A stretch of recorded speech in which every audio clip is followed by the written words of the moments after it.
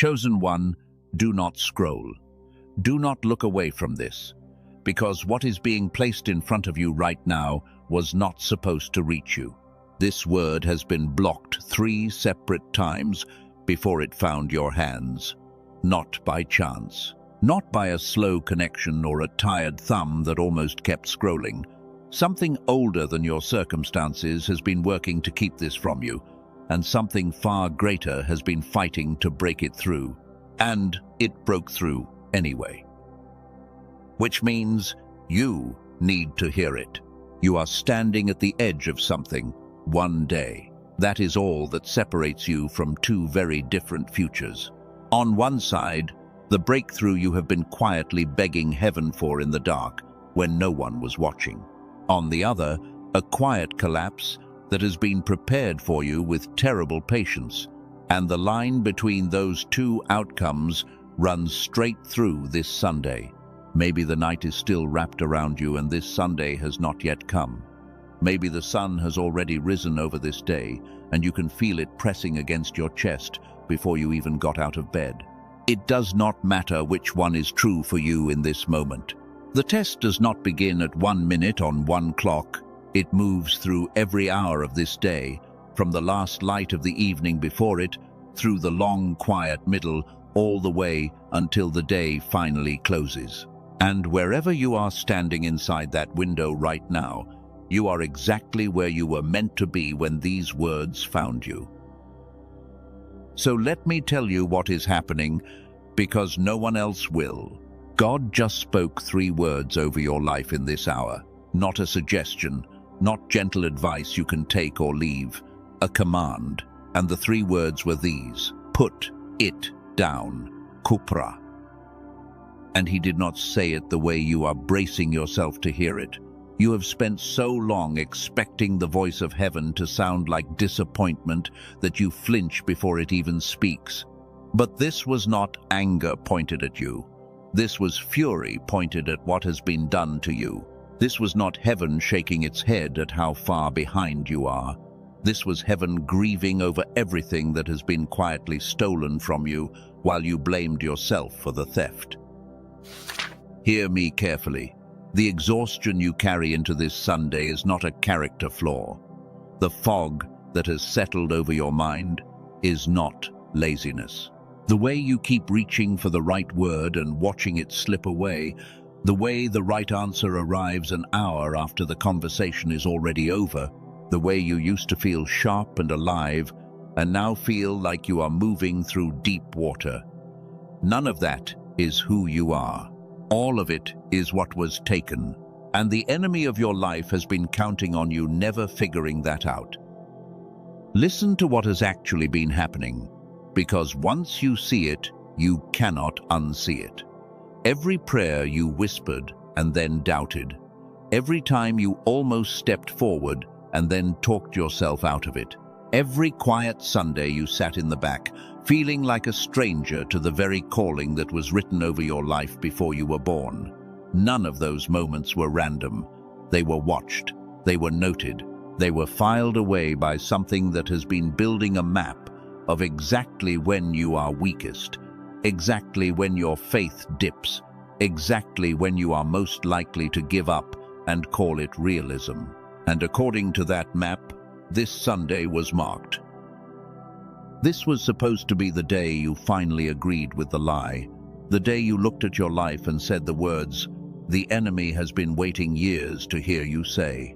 The words, "See, I knew it would not work for someone like me." This Sunday was scheduled to be the test you fail, the quiet defeat dressed up as acceptance, the moment you finally lay down the calling and walk away from it, telling yourself you are just being mature.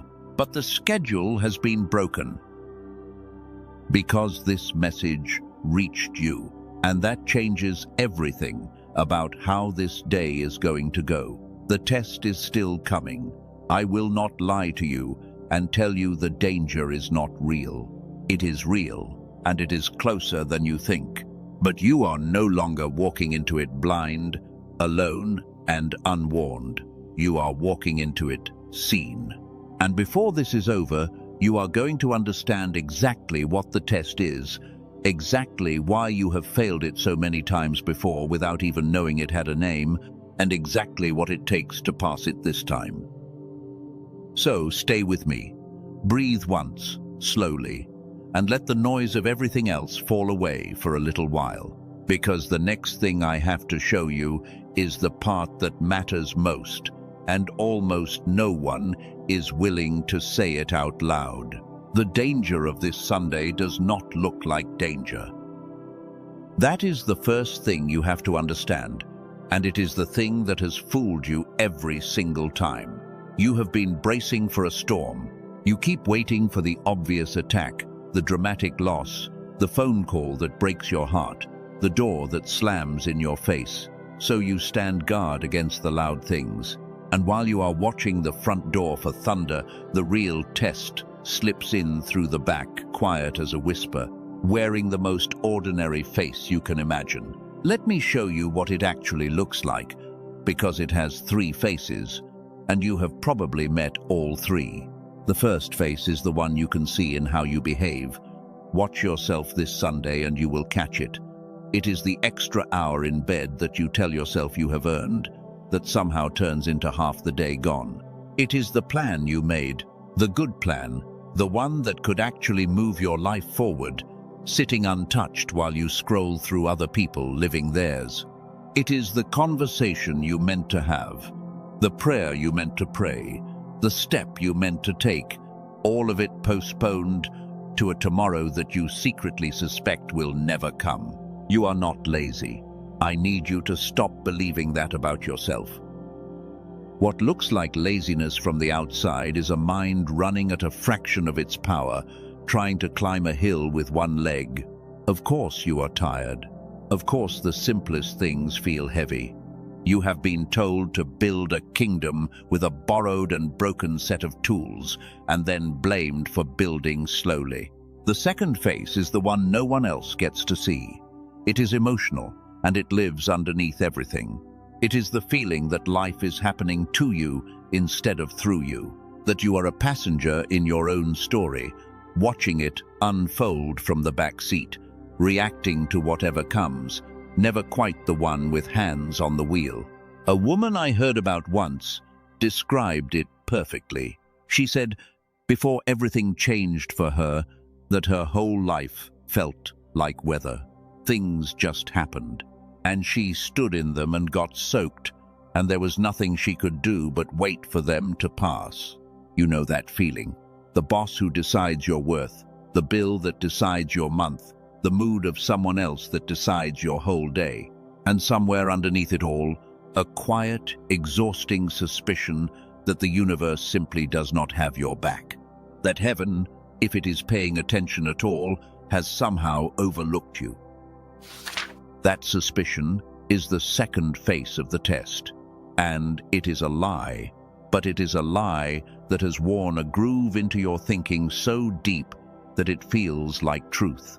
The third face is the deepest one, and it is spiritual. It is the one that makes this Sunday genuinely dangerous, far more dangerous than a hard week or a bad season. It is the slow, quiet erosion of your belief that you were chosen for anything at all. It does not announce itself. It does not come as a dramatic crisis of faith where you shake your fist at the sky. It is far quieter and far more effective than that. It comes as a slow settling, a gradual lowering of what you expect from your own life. You used to dream in color. You used to believe that the ache you felt for something more was a calling and not a cruelty.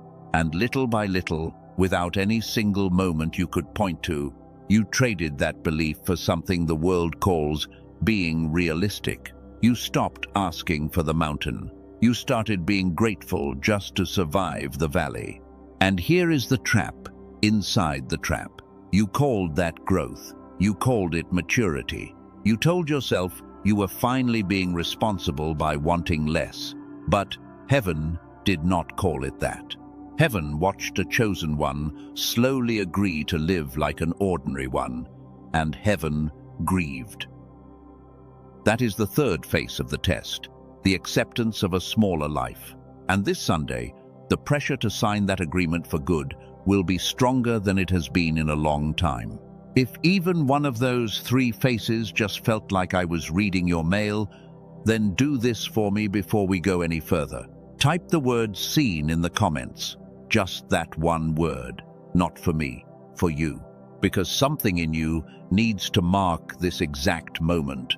The moment the thing you have carried alone finally got named out loud. Type it and then come right back.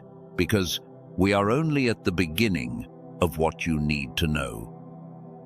Let me paint this even more precisely, because vague comfort helps no one, and you have had enough of that. Picture the way this Sunday usually goes. You wake with a flicker of intention. Today I will pray like I mean it. Today I will start the thing. Today I will be the person I keep promising to become. And for about an hour, the flicker holds. Then the fog rolls in. The phone lights up. The old heaviness settles back onto your shoulders like a coat you forgot you were wearing. And by the time the afternoon light starts to slant and go golden, that flicker of intention has gone out, and a familiar voice whispers the verdict. Maybe next week. Maybe you are just not built for more. Maybe this is simply who you are now. That voice is the test speaking, and every Sunday you agree with it, you fail. Not because you are weak, because you have been fighting the wrong enemy with the wrong weapons, and no one ever told you. Now understand something that should make you angry in the most holy way. This was not always you.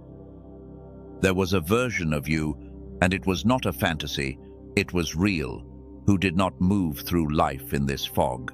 A version who learned quickly, who saw connections others missed, who burned with a kind of effortless creativity and curiosity. A version who believed, without even having to try to believe, that good things were coming. You think that version is gone. You think it was childhood and childhood ended, and this dimmer, heavier, slower self is just what adulthood does to a person. But what if I told you that the brightness did not fade because of age?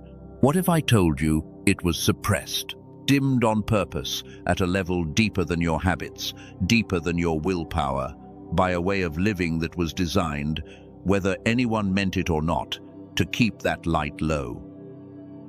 Hold that question.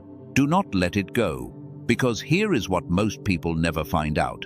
There is actually a way to bring that brightness back, not through more discipline, not through trying harder on a mind that is already exhausted, something else. A small group of researchers, led by a doctor in New York who has spent 2 decades studying exactly this, found something so simple it almost sounds suspicious. I am going to show you what they discovered later, when you are ready for it. But for right now, just hold the question close. What if the reason your mind feels dim and your life feels heavy is not age and not a lack of trying? What if something was taken from you? And what if it can be given back? Sit with that, because it changes the whole nature of this Sunday. If the dimming was your fault, then this day is a test of your discipline, and you have already failed it 100 times. But if the dimming was done to you, if it was taken, then this day is not a test of how hard you can grind. It is a test of whether you will finally stop accepting the theft as your identity and reach for what is yours to reclaim. Those are 2 completely different Sundays, and which one you are walking through depends entirely on what you understand by the time the day is done. So let me make sure you understand it fully. Let me take you underneath the 3 faces, beneath the behavior and the emotion and the slow surrender, all the way down to the root. Because if you only treat the faces, the test wins. It always grows back. But if you reach the root, this Sunday becomes the day everything begins to turn. Here is the truth almost no one tells you, because it is easier to sell you guilt than it is to tell you what is real. The root of the test is not in your willpower. It is not in your faith level. It is not even, at the deepest layer, in your circumstances. The root is in a connection that was severed, a line that was meant to be open inside you, and somewhere along the way got dimmed down to almost nothing. Think of it like this. You were not born broken. You were born whole, born bright, born with the full thing switched on. When you were very young, before the world got its hands on you, your mind was a different kind of instrument entirely. It learned a language just by being near it. It made connections no one taught it to make. It believed impossible things were possible and did not even consider that they might not be. That was not innocence. That was your original wiring, running at full power, both sides lit up and working together the way they were designed to. And then living happened. Not a single villain, not one dramatic wound, though you may have those too. Just the slow, grinding machinery of a way of life that pulls a mind apart from itself, one distraction at a time, one anxiety at a time, 1 year at a time. The two halves of the brightness, which were meant to work as one, drifted apart, and the further they drifted, the dimmer the light, until the day came when you looked up and the world felt flat and far away and harder than it used to be, and you assumed that was just what being a grown person felt like. It is not. It is what disconnection feels like, and almost everyone is living inside it, which is exactly why almost everyone treats it as normal. Now hear why this matters for the danger of this Sunday. When your light is dimmed and your two halves are pulled apart, you do not just think more slowly, you believe more poorly. You pray with half a heart, because half a heart is all the power you can summon. You reach for the calling, and you cannot feel its weight anymore, so you assume it must have left. You stand at the threshold of your own future, and you cannot see across it, so you decide there is nothing on the other side worth crossing for. The dimming does not only steal your sharpness, it steals your hope. And a chosen one without hope is a chosen one who will lie down and call it peace. That is the mechanism of the test. The enemy does not need to defeat you in open battle. He only needs to keep the light low, keep the halves apart, keep you tired enough and foggy enough that when the moment of decision comes this Sunday, you simply do not have the power to choose the harder, truer thing. He wins by depletion, not by force. He wins by making sure that when heaven calls your name, you are too dim to hear it clearly. And I want you to feel the weight of that, because it should set something on fire in you. The thing standing between you and your calling is not a lack of worthiness. You are worthy. You have always been worthy. The thing standing between you and your calling is a stolen capacity, a power that was yours from birth, dimmed down by a world that profits from your distraction, until you forgot you ever had it. In this moment I hear the Father saying something over you, and I am going to give it to you exactly as it lands on my heart. He says, I did not make you dim. The world dimmed you, and you believed the world. I am not asking you to become something you are not. I am calling you back to something you already were. Let that settle, because it reframes your entire life. You are not a failure climbing toward a success you have never had. You are a bright thing that was turned down, being called back up to full. The work of this Sunday is not to become someone new. It is to reclaim someone you already were before the theft. This is why discipline alone never fixes it. You cannot out-discipline a dimmed mind any more than you can outshout a whisper with a closed throat. You have tried. Be honest with yourself. You have made the resolutions, downloaded the apps, written the goals on the mirror, prayed the prayers through gritted teeth, and for a few days it holds. And then the fog rolls back in and takes it all, and you add one more failure to the pile, and one more reason to believe the lie that you are simply not built for more. It was never a discipline problem, it was a power problem. You were trying to run a great calling on a dimmed light, and no amount of trying harder fixes a light that has been turned down at the source. So the question that decides this Sunday is not, will I try harder this time? You have tried hard enough for 3 lifetimes. The question is, will I finally go to the source? Will I stop treating the symptoms and reach for the switch that turns the light back up? Because that switch is real. It is more real than you have let yourself hope. And before this message is over, you are going to know exactly where it is and exactly how to reach it. But first, you have to let go of something, and this is the hardest part. You have to let go of the story that the dimness is you. As long as you believe the fog is your identity, you will defend it. You will plan around it. You will build a small life that fits inside it. The moment you understand that the fog is a thief and not a self, everything changes. You stop negotiating with it. You start evicting it. I want you to picture something. Picture the weight you have been carrying as an actual weight. A heavy gray coat soaked through with water, draped over your shoulders, that you have worn so long you forgot it was not your skin. Every step you take with that weight. Every prayer you pray bent under it. And you have assumed for years that the heaviness was simply the cost of being you. It is not your skin, it is a coat. And it can come off. That is the whole secret of the test, hidden in plain sight. This Sunday is not asking you to carry the weight better. It is asking you to recognize that it was never yours to carry and to finally set it down. The danger is that you will do what you have always done. You will grip it tighter, grit your teeth, and try to be strong under a burden God never assigned you. The breakthrough is that you will, perhaps for the first time in your adult life, let it fall. And you may be wondering why this day, of all days, why Sunday? Why does the test sharpen its edge on this one day when the rest of the week seems to let you breathe? There is a reason, and it is older than you know. Sunday was always meant to be the hinge of the week, the day set apart, the day when the noise of striving was supposed to fall quiet enough that you could hear the deeper voice again. For most of human history, people understood this. They stopped, they gathered, they let the machinery of survival rest for a single day so that the part of them that was meant to be bright could lift its head and remember itself.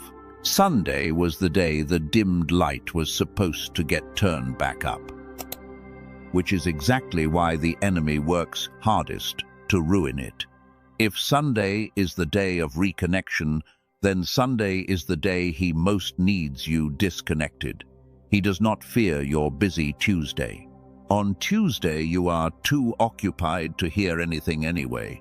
He fears your quiet Sunday, the open space where heaven could break through, and so he fills it with heaviness, with the long sleep that is not rest, with the scrolling that is not stillness, with the low gray mood that makes the holy quiet feel like emptiness instead of presence.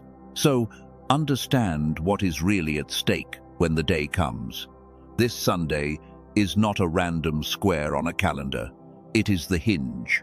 It is the day designed for your reconnection, which is precisely why it has been marked for your surrender.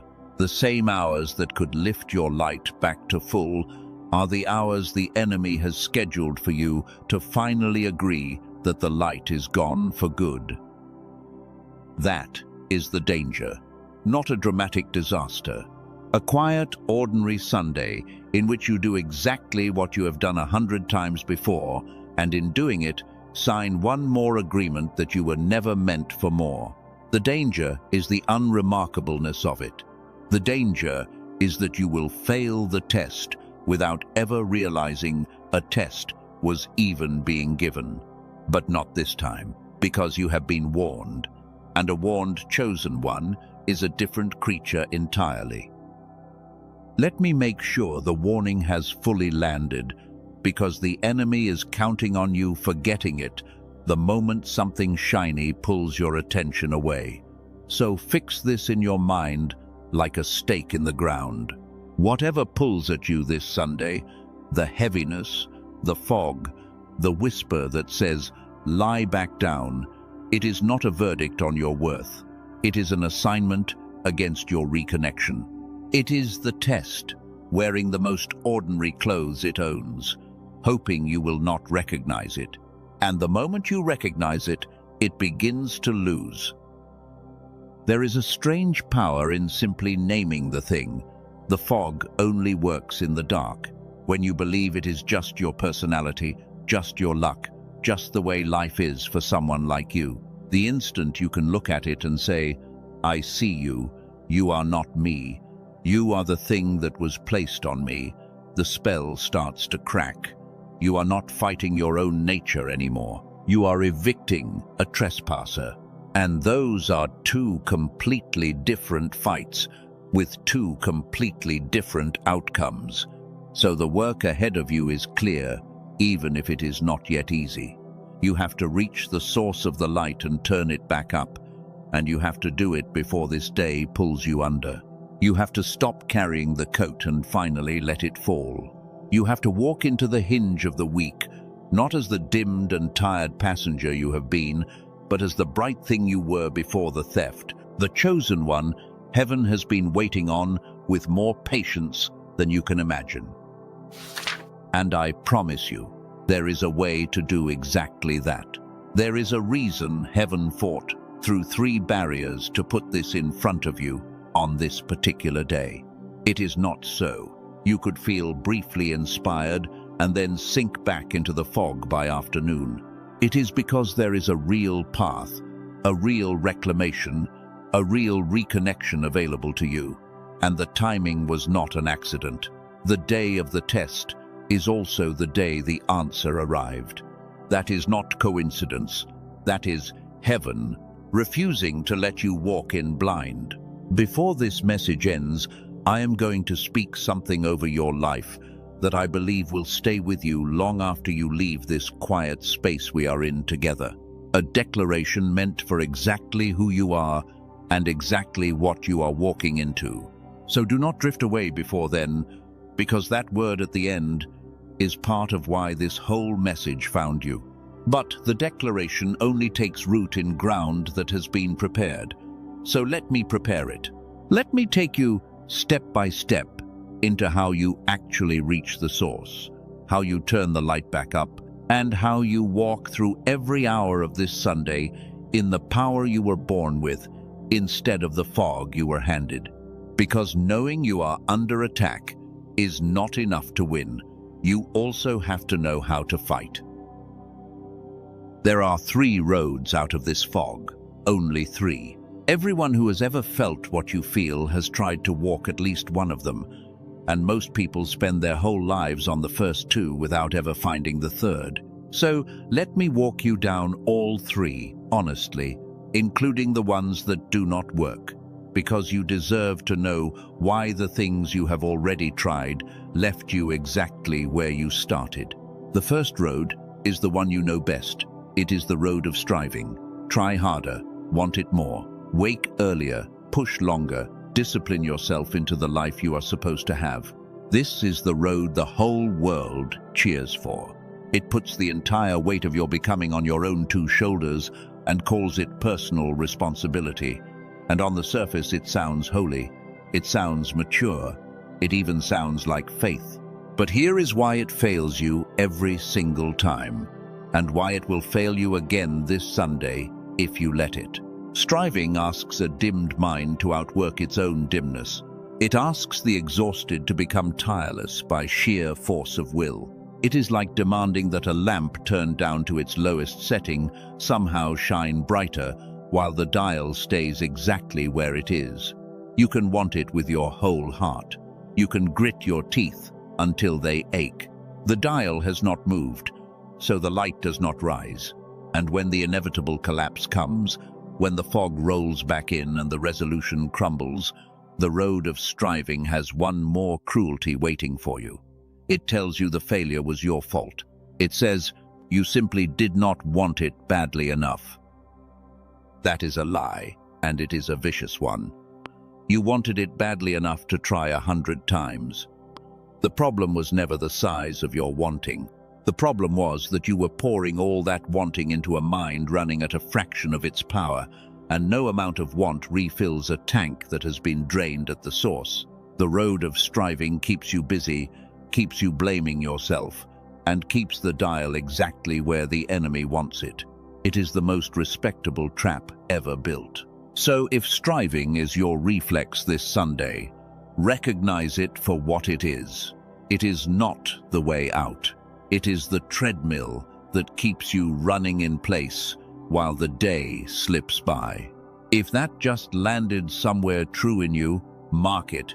Type the words "I see it" in the comments, because something just shifted, and that shift is worth claiming out loud before the fog tries to talk you out of it.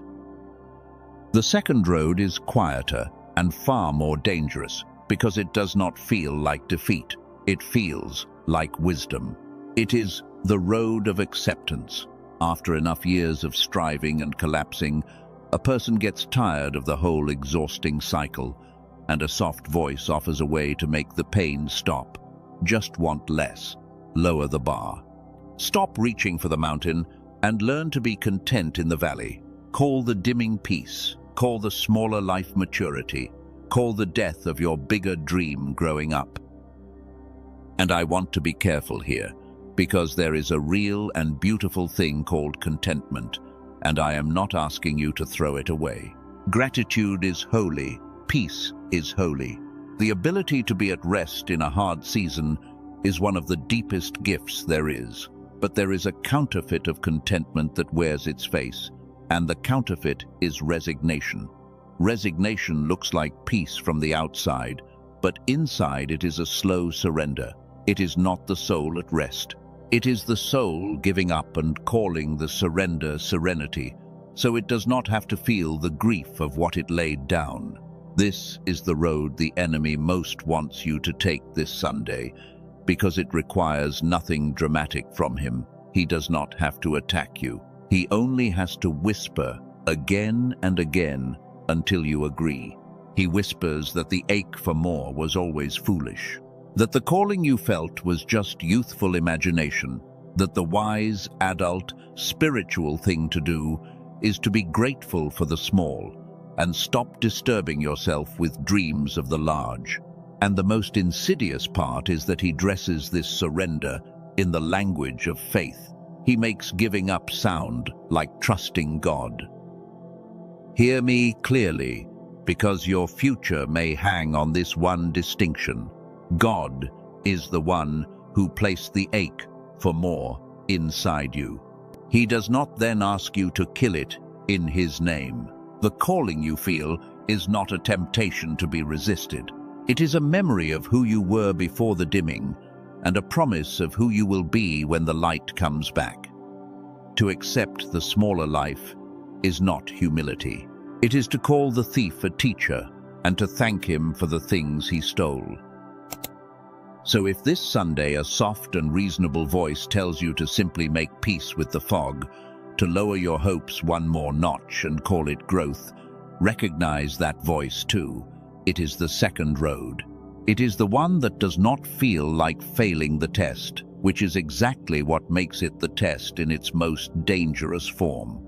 The first road exhausts you into quitting. The second road comforts you into quitting.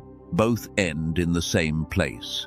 A chosen one, lying down, calling the surrender peace, which brings you to the third road, the one almost no one finds, because the first two roads make so much noise that they drown it out. The third road does not ask you to strive harder, and it does not ask you to want less. It asks something stranger and far more powerful. It asks you to go back to the source and turn the light up. Remember what we uncovered. The fog is not your nature.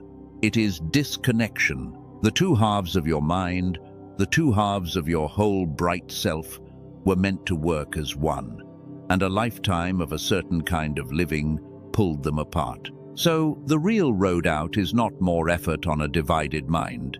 It is reunion. It is bringing the two halves back into the sync they had when you were a child, before the world taught them to work in separate rooms. And I know how that might sound.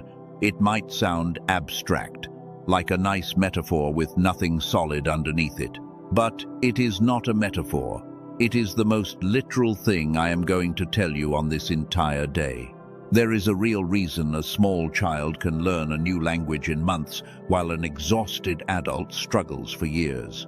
There is a real reason that as a child, you saw connections and possibilities everywhere, and now the world looks flat, and the answers come late. It is not that the child had more willpower than you. The child had a connected mind, both sides working together, the full light on. And you, through no fault of your own, have been running on half. Consider this, and let it land with the weight it deserves. Nearly every young child, when they are measured, tests at the level of a creative genius, almost all of them. And by the time those same children become adults, fewer than 1 in 1,000 still measure that way. Read that again in your heart. We do not lose the capacity. We do not run out of brain cells at some appointed age. The capacity gets dimmed. The connection gets severed. The genius does not die. It gets switched off, one ordinary day at a time, until almost no one over the age of childhood is still living in it. You were one of those children. The genius was on in you once, fully, and the heaviness you feel now is not the truth of what you are. It is the measure of how far the dimming has gone, which means the brightness is not gone, it is buried, and buried things can be uncovered. Do you feel the difference between this and the first two roads? Striving says, become more than you are. Acceptance says, settle for less than you are. But the third road says something that should bring tears to your eyes. It says, come back to what you already are. You are not climbing toward a stranger. You are walking home to yourself. If something in you just exhaled at that, if you felt even a flicker of the relief of finally hearing the truth, let your hand do one small thing. Press the like, gently, not for me, but as a quiet act of agreement with your own future. Let it be a way of saying, yes, I believe the light can come back up.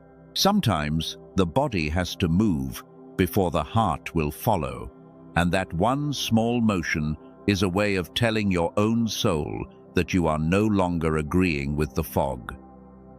And here is where this stops being only a beautiful idea and starts being something you can actually do. Because for most of human history, the third road was almost impossible to walk on purpose. People stumbled onto reconnection by accident, a long walk in silence, a season of deep prayer that quieted the mind enough for the halves to find each other again. A moment of flow where the striving fell away and suddenly the whole bright self came online and the impossible thing got done with ease. We have names for those moments. We call them inspiration. We call them grace. We call them the times we felt most alive, most ourselves, most carried. What we did not understand until very recently was what was actually happening underneath them. The two halves had reconnected. The light had come back to full. For a moment, the switch had flipped. The reason almost no one lives there is that almost no one knew how to flip the switch on purpose. It came and went like weather. You could not summon it. You could only hope it visited. That is the part that changed. That is what the doctor in New York and his small team spent 2 decades chasing. The question of whether the thing that visits by accident could be reached on purpose. Whether the reconnection that grace sometimes grants in a fortunate moment could be made available to an ordinary tired person on an ordinary heavy Sunday, without years of training, without a monastery, without waiting and hoping for lightning to strike. And the answer they found is the reason heaven fought to put this message in your hands today. Because the switch is real. It has a location. And the path to it is far simpler and far closer than the dimming has let you believe. I am going to show you exactly what they discovered, exactly how it works, and exactly how it places the third road within reach of your actual hand on this actual day. Truth honors truth. So let me name what is real, plainly, before another hour of this day slips past. You have waited long enough for someone to stop speaking in riddles and simply tell you the thing. This is not for everyone. Most people scrolled past this kind of research years ago and never thought about it again. They settled. They accepted the fog. They accepted forgetting the word in the middle of the sentence. They accepted being passed over season after season, and they made their peace with a dimmed life. But you are not most people. You are still here. You are still asking why your mind feels like it is running at a fraction of what it was when you were a child. And that question, what, the one that will not let you settle, is the question of someone who was made for more. What I am about to describe was built for exactly that person. Let me tell you about a woman in one of the biggest cities in the world. Her whole family believed they had been born under a bad star. Her mother said it plainly, "We are the kind of people that things go wrong for." Her father gave 22 years to one company, and the week after he was finally promoted, the company closed its doors and the promotion turned to ash. So she grew up certain that there was a curse on her line, that good things came to other families and disasters came to hers, and she carried that certainty into her own life like an inheritance. And then she found this, and within weeks, the things she had always called the curse simply stopped. An answer arrived in a meeting that solved a problem no one else could crack. A door opened that should have stayed shut, and one quiet evening she said the words that broke a generational story in half. The curse is gone. It was never a curse. It was a switch that had been turned off, and now it is back on. What turned it back on is not magic, even though she said it felt like magic. It rests on one of the most settled discoveries in the history of science. Decades ago, a researcher named Dr. Roger Sperry proved something so important that he was given the Nobel Prize for it. He proved that the two halves of the human brain, the two hemispheres, can be brought into connection with one another, and that when they are, something extraordinary happens. The whole mind comes online at once, not half, the whole thing. That is not a fringe theory whispered in the dark. That is a Nobel Prize, sitting in the open, that almost no one ever told you about. The trouble was always how to reach that connected state on purpose. The flashes of it that visit by grace, the moment of flow when the great insight arrives, the inventor solving the impossible problem, the artist who disappears into the work and creates something beyond themselves. All of those are the connected mind switching on for a moment. But for most of history, you could not summon it. You could only wait and hope. That is the problem a team of neuroscientists, led by Dr. Daniel Barone in New York, set out to solve. They took the clinical work that can reconnect the two halves of the brain, the kind of work that has cost hundreds of dollars an hour in a specialist office, and they spent years compressing it, refining it, turning something that took an hour in a lab into something an ordinary tired person could do at home with nothing but a pair of headphones and 8 quiet minutes a day. They call it the genius switch. And I want to be careful and honest about what it is and what it is not, because you have been burned before and I will not add to that. It is not a pill. It is not a meditation app you will forget to open by Wednesday. It is not a $7,000 machine. It is a carefully built sequence of sound, what they call neural sync technology. A targeted auditory sequence designed to do one thing: reconnect the two halves of your brain and bring the whole of your mind back online. The same whole brain reconnection that Dr. Sperry won the Nobel Prize for describing. I can already hear the objection, because I had it too. It sounds too simple. It sounds too good to be true. If I am honest, when I first heard about it, the cynical part of me folded its arms. But then I looked at what was actually underneath it. The science is not in question. A Nobel Prize is not woo. And maybe you have tried things before that did not work. The breathing routines that demanded 20 hard minutes a day, the apps, the sound files you found for free that promised everything and delivered nothing. There is a reason those did not work. Most of them only ever addressed a small piece of the picture, never the whole brain reconnection that the dimming actually requires. They were aiming at the wrong target. This aims at the right one. Let me talk about what it costs, because this is where most people brace themselves, and you do not need to.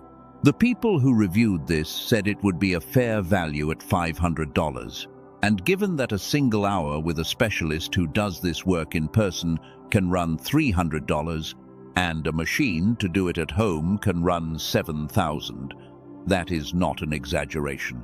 But it was not priced at $500. It was not priced at $200 or even $100. The team released it at $49, already more than 40% below what they were told it was worth.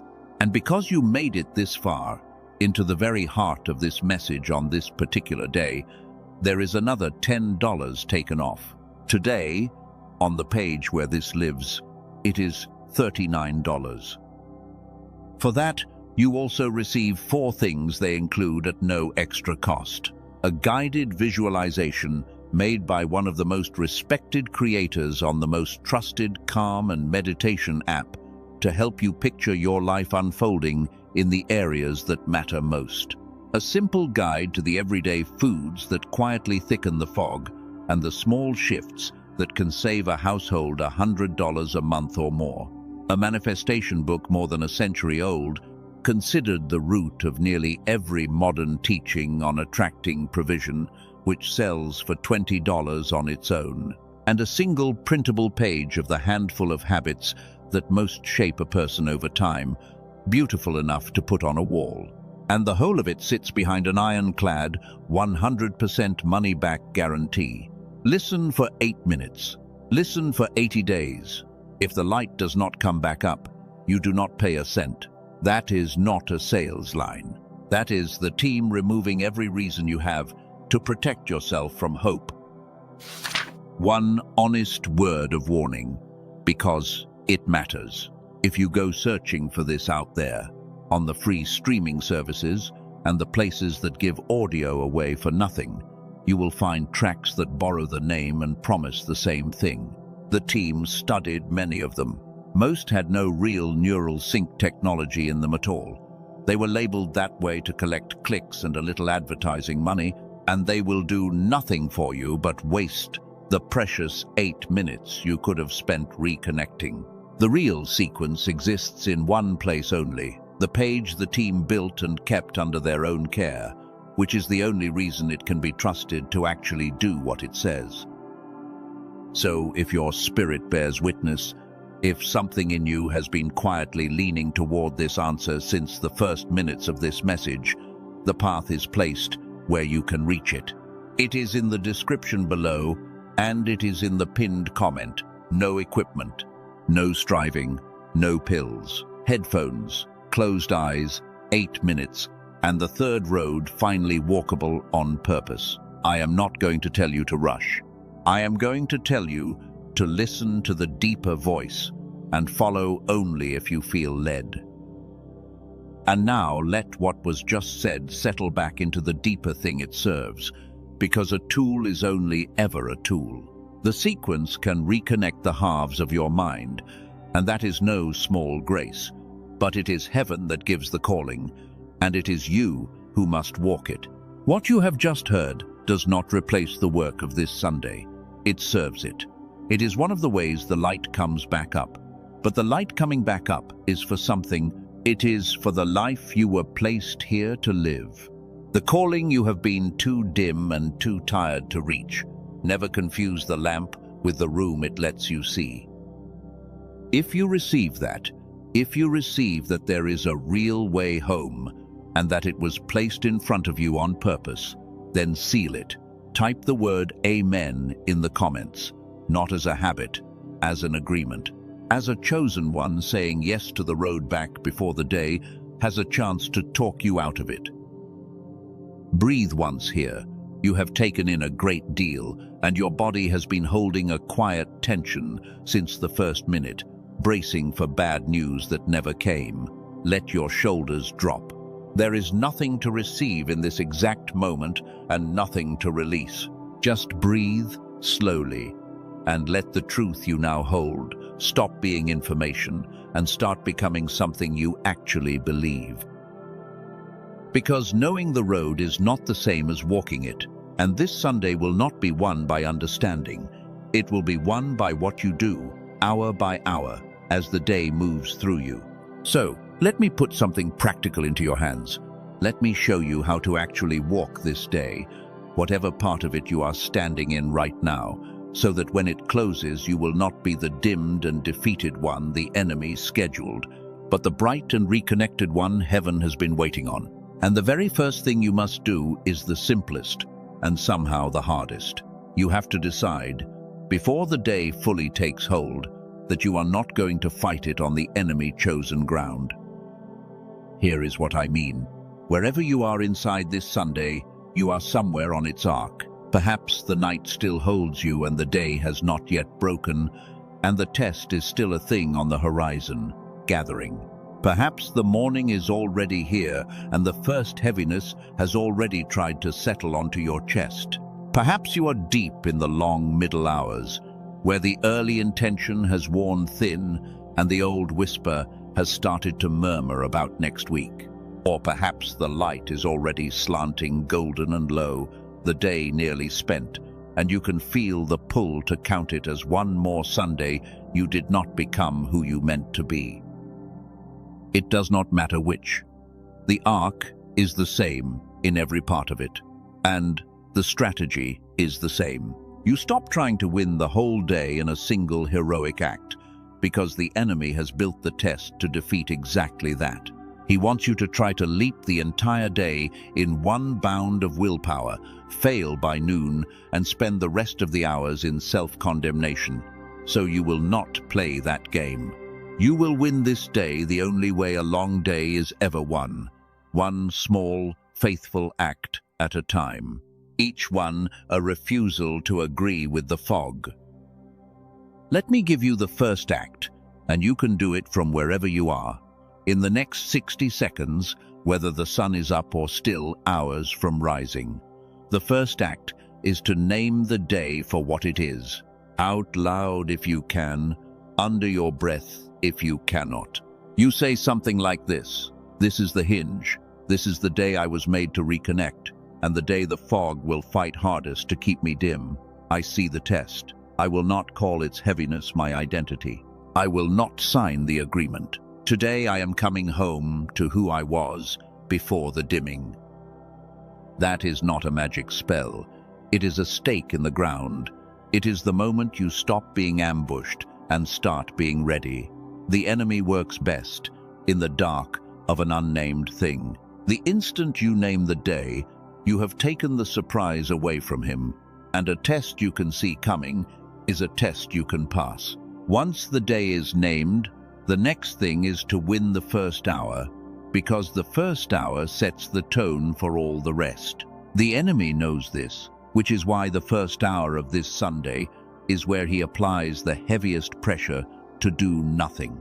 If you are hearing this in the night before, then the first hour is the one waiting for you when you wake, and you can decide right now how it will go. If you are already inside the day, then the next hour is your first hour, and it begins the moment these words end.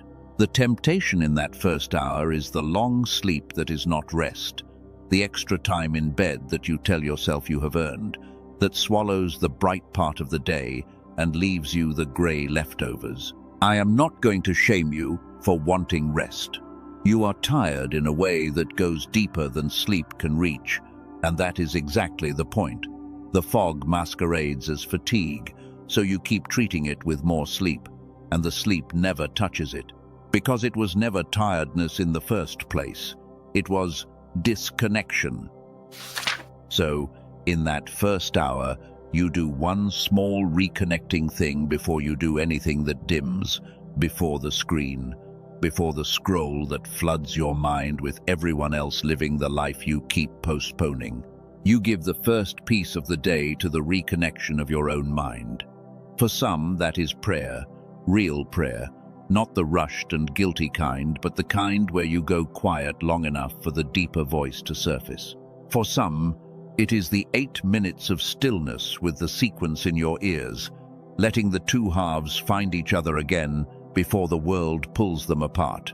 For some, it is simply sitting at a window in silence and letting your mind settle without demanding anything of it.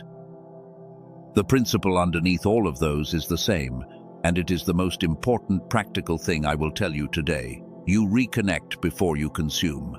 The dimmed mind reaches first for the thing that dims it further, the noise, the feed, the flood. The reconnecting mind reaches first for the quiet that brings it back online. Reverse the order, and you have already changed the whole shape of the day. And let me be specific about the screen, because this is where most Sundays are lost. There is nothing evil about a phone, but understand what the endless scroll actually does to a mind trying to reconnect. It keeps the two halves apart by design. It floods you with fragments, each one pulling at a different part of you, never letting the whole come together. It is, without anyone intending cruelty, a machine for keeping you dim. An hour of it in the first hour of your Sunday, and you have handed the enemy the day before you ever got out of bed. So you do not have to throw the phone away. You only have to refuse it the first hour. Reconnect first. Then let the world in on your terms, from a mind that is whole instead of one that is fragmented. If the first hour gets away from you, and some Sundays it will, do not treat that as the test failed. That is the enemy's oldest trick, to turn one lost hour into a lost day by way of despair. A lost hour is a lost hour. The next hour is untouched and entirely yours. You begin again without the long detour through self-condemnation that the fog wants you to take. The chosen one who begins again at noon has not failed the day. The chosen one who quits at noon because the morning slipped has handed it away. This is worth marking because it cuts against everything the striving road taught you. You do not need a perfect day to pass this test. You need a day with more reconnection in it than surrender, one hour at a time, with grace for the hours that slip. Perfection was never the standard. Faithfulness is, and faithfulness is something even a tired person on a heavy day can manage, because it asks only for the next small true thing, not for a flawless performance across every hour. So picture how this begins to change the day. You wake, or you are already awake, and instead of reaching for the thing that dims you, you give the first piece to the thing that brightens. The two halves of your mind start the day a little more connected than they have in months. The fog is still there, the enemy still pressing, but you are meeting the day from a higher place than usual, and from a higher place the same hill is easier to climb. That is not because the hill changed. It is because the light came up, and in the light you can finally see the path that was there all along. The middle hours of the day are a different battle, and you need a different weapon for them. The first hour is about how you begin. The middle hours are about who is holding the wheel. Remember the second face of the test, the quiet feeling that life is happening to you rather than through you, that you are a passenger watching your own story from the back seat. The middle hours are where that feeling does its work. By midday, the early intention has cooled. The demands of other people have started arriving. The mood of someone in your house, the message that lands wrong, the small frustration that should mean nothing, Any of them can take the wheel of your whole day if you let them. And the dimmed mind always lets them, because it does not have the power to hold the wheel against the pull of every passing thing. So in the middle hours, you practice taking the wheel back, again and again, as many times as it is taken from you. This is not done by force. You cannot grit your way into peace. It is done by a small, repeated act of returning. Something pulls you, a worry, a person, a wave of the old heaviness, and the moment you notice you have drifted to the back seat, you simply return to the front. You breathe. You remember the day you named this morning. You say quietly, "This does not get to drive. I am the one heaven placed in this seat, and I am taking it back." You will do this a dozen times before the day is over, maybe more. That is not failure. That is the practice. Every return is a rep. Every time you notice the drift and come back to the wheel, the muscle of agency gets a little stronger, and the passenger feeling loses a little of its grip. By the end of a single faithful day, you will have done more to break the second face of the test than years of striving ever did, because you stopped trying to never drift and started simply returning each time you did. And here is where the reconnected mind makes all the difference. A dimmed mind cannot hold the wheel for long because it does not have the power, and so it surrenders to whatever is loudest. A reconnected mind, the whole bright thing online, holds the wheel with an ease that will surprise you. The thing you have been trying to do by sheer willpower for years becomes almost natural when the light is back up. This is why the reconnection is not a luxury or a nice idea. It is the very thing that makes the practice of agency possible. You are not asked to hold the wheel of a great calling with a dimmed and exhausted mind. You are asked to first come back online and then hold it from the fullness you were born with. There is something I want you to understand about your right to that wheel, because the second phase of the test feeds on a quiet sense that you do not really have permission to drive your own life. Somewhere along the way you learned to wait for someone to approve, to wait until you were ready, to wait until the fog lifted on its own, to wait for permission that was never coming because it was never anyone else to give.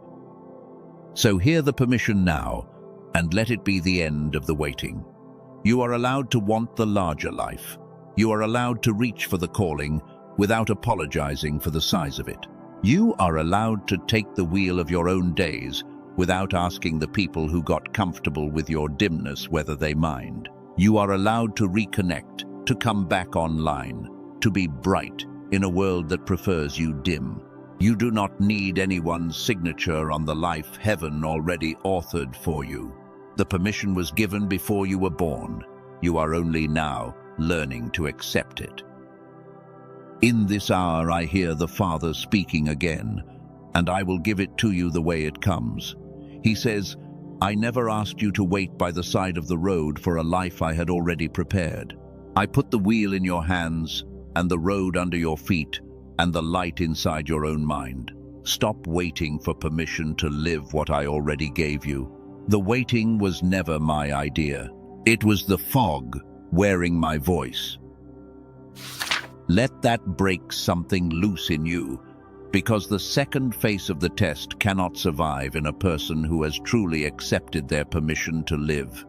The passenger feeling needs you to believe you are not allowed to drive. The moment you know, in your bones, that the wheel is yours and always was, the back seat empties out, and you find yourself, perhaps for the first time in years, holding the direction of your own day with your own hands. So, through the long middle hours, you take the wheel, and you take it again, and you take it again. Each return a small defiance of the fog. Each one a refusal to be a passenger in the life heaven gave you to drive. And, slowly, hour by hour, the day stops being something that is happening to you and becomes something you are walking through on purpose. which is the entire difference between failing this test and passing it. The closing hours of this Sunday are where the deepest part of the test waits, and you must be ready for it, because it is the most convincing of the three. As the light begins to slant and go golden and low, as the day starts to feel spent, a particular kind of heaviness arrives. It is not the morning urge to stay in bed. It is not the midday pull of distraction. It is something quieter and sadder. It is the voice that arrives at the end of a day to tally it and to find it wanting. That voice will look back over your Sunday and gather every imperfect hour, every drift, every moment. The fog won a small skirmish, and it will hand you a verdict. See, it will say, another Sunday gone. You meant to become who you keep promising to become, and here you are, the same as ever. Maybe this is simply who you are now. Maybe the dream was always too big. Maybe it is time, at last, to be reasonable and let it go. This is the third phase of the test in its final form, the slow surrender, offered at the end of the day, dressed as honesty, dressed as maturity, dressed even as peace. And it is the most dangerous moment of all, because by evening you are tired, and a tired person will sign almost anything to make the ache stop. The enemy scheduled this hour with care. He knows that if he can get you to agree, just once, fully, that the larger life is not for you, then he does not need to win every Sunday. He only needs to win this one, because the agreement, once truly signed, governs all the Sundays after it. So here is how you pass the test in its final form, and it is not by pretending the day was perfect. It was not. No day is. You pass it by refusing the verdict.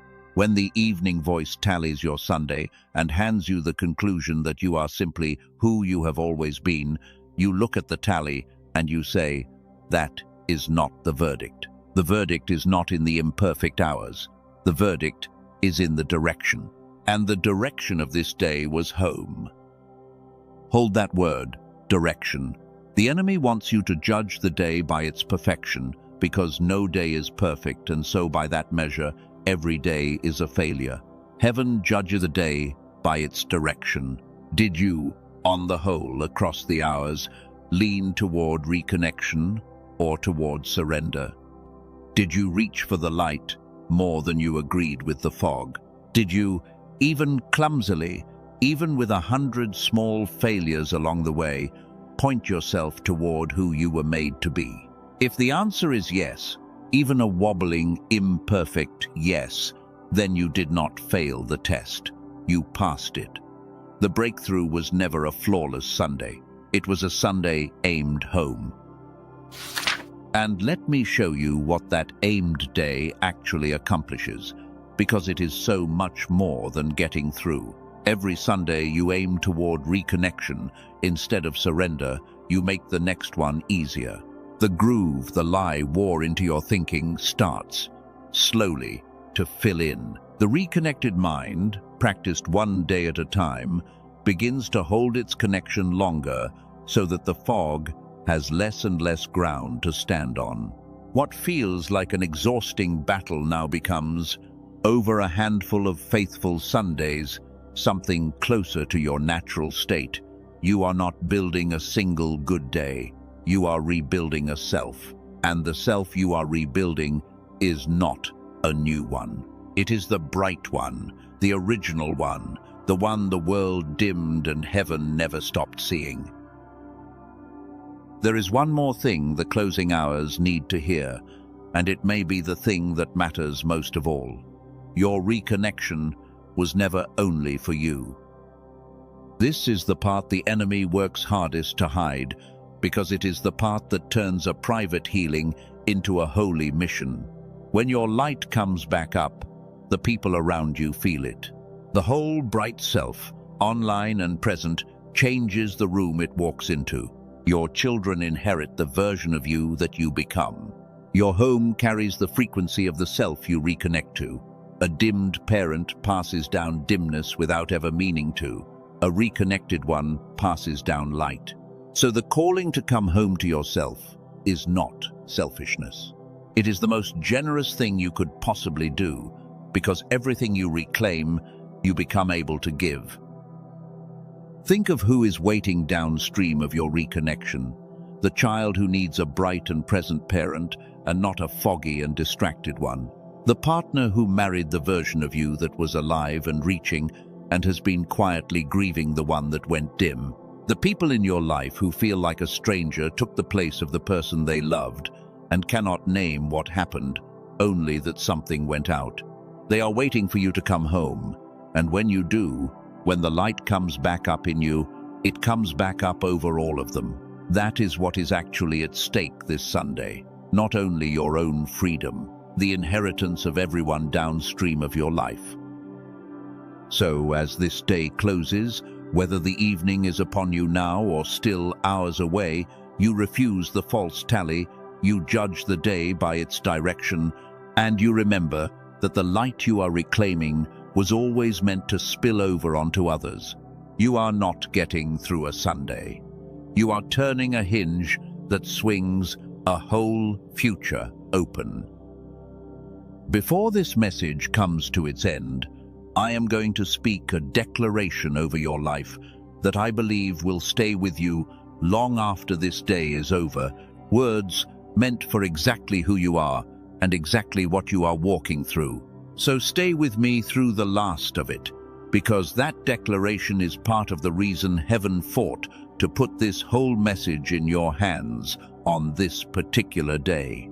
But before I speak it, there is one more thing you have to be ready for, because the enemy has a final move, and if you do not see it coming, it can undo everything you have built across these hours.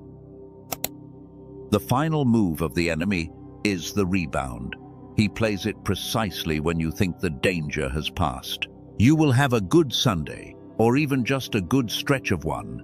A few hours where the light came up and you felt like yourself again, and you will think the war is won. And the moment you relax, the moment you let your guard fully down, the fog comes rolling back in, often heavier than before. And a particular lie arrives with it.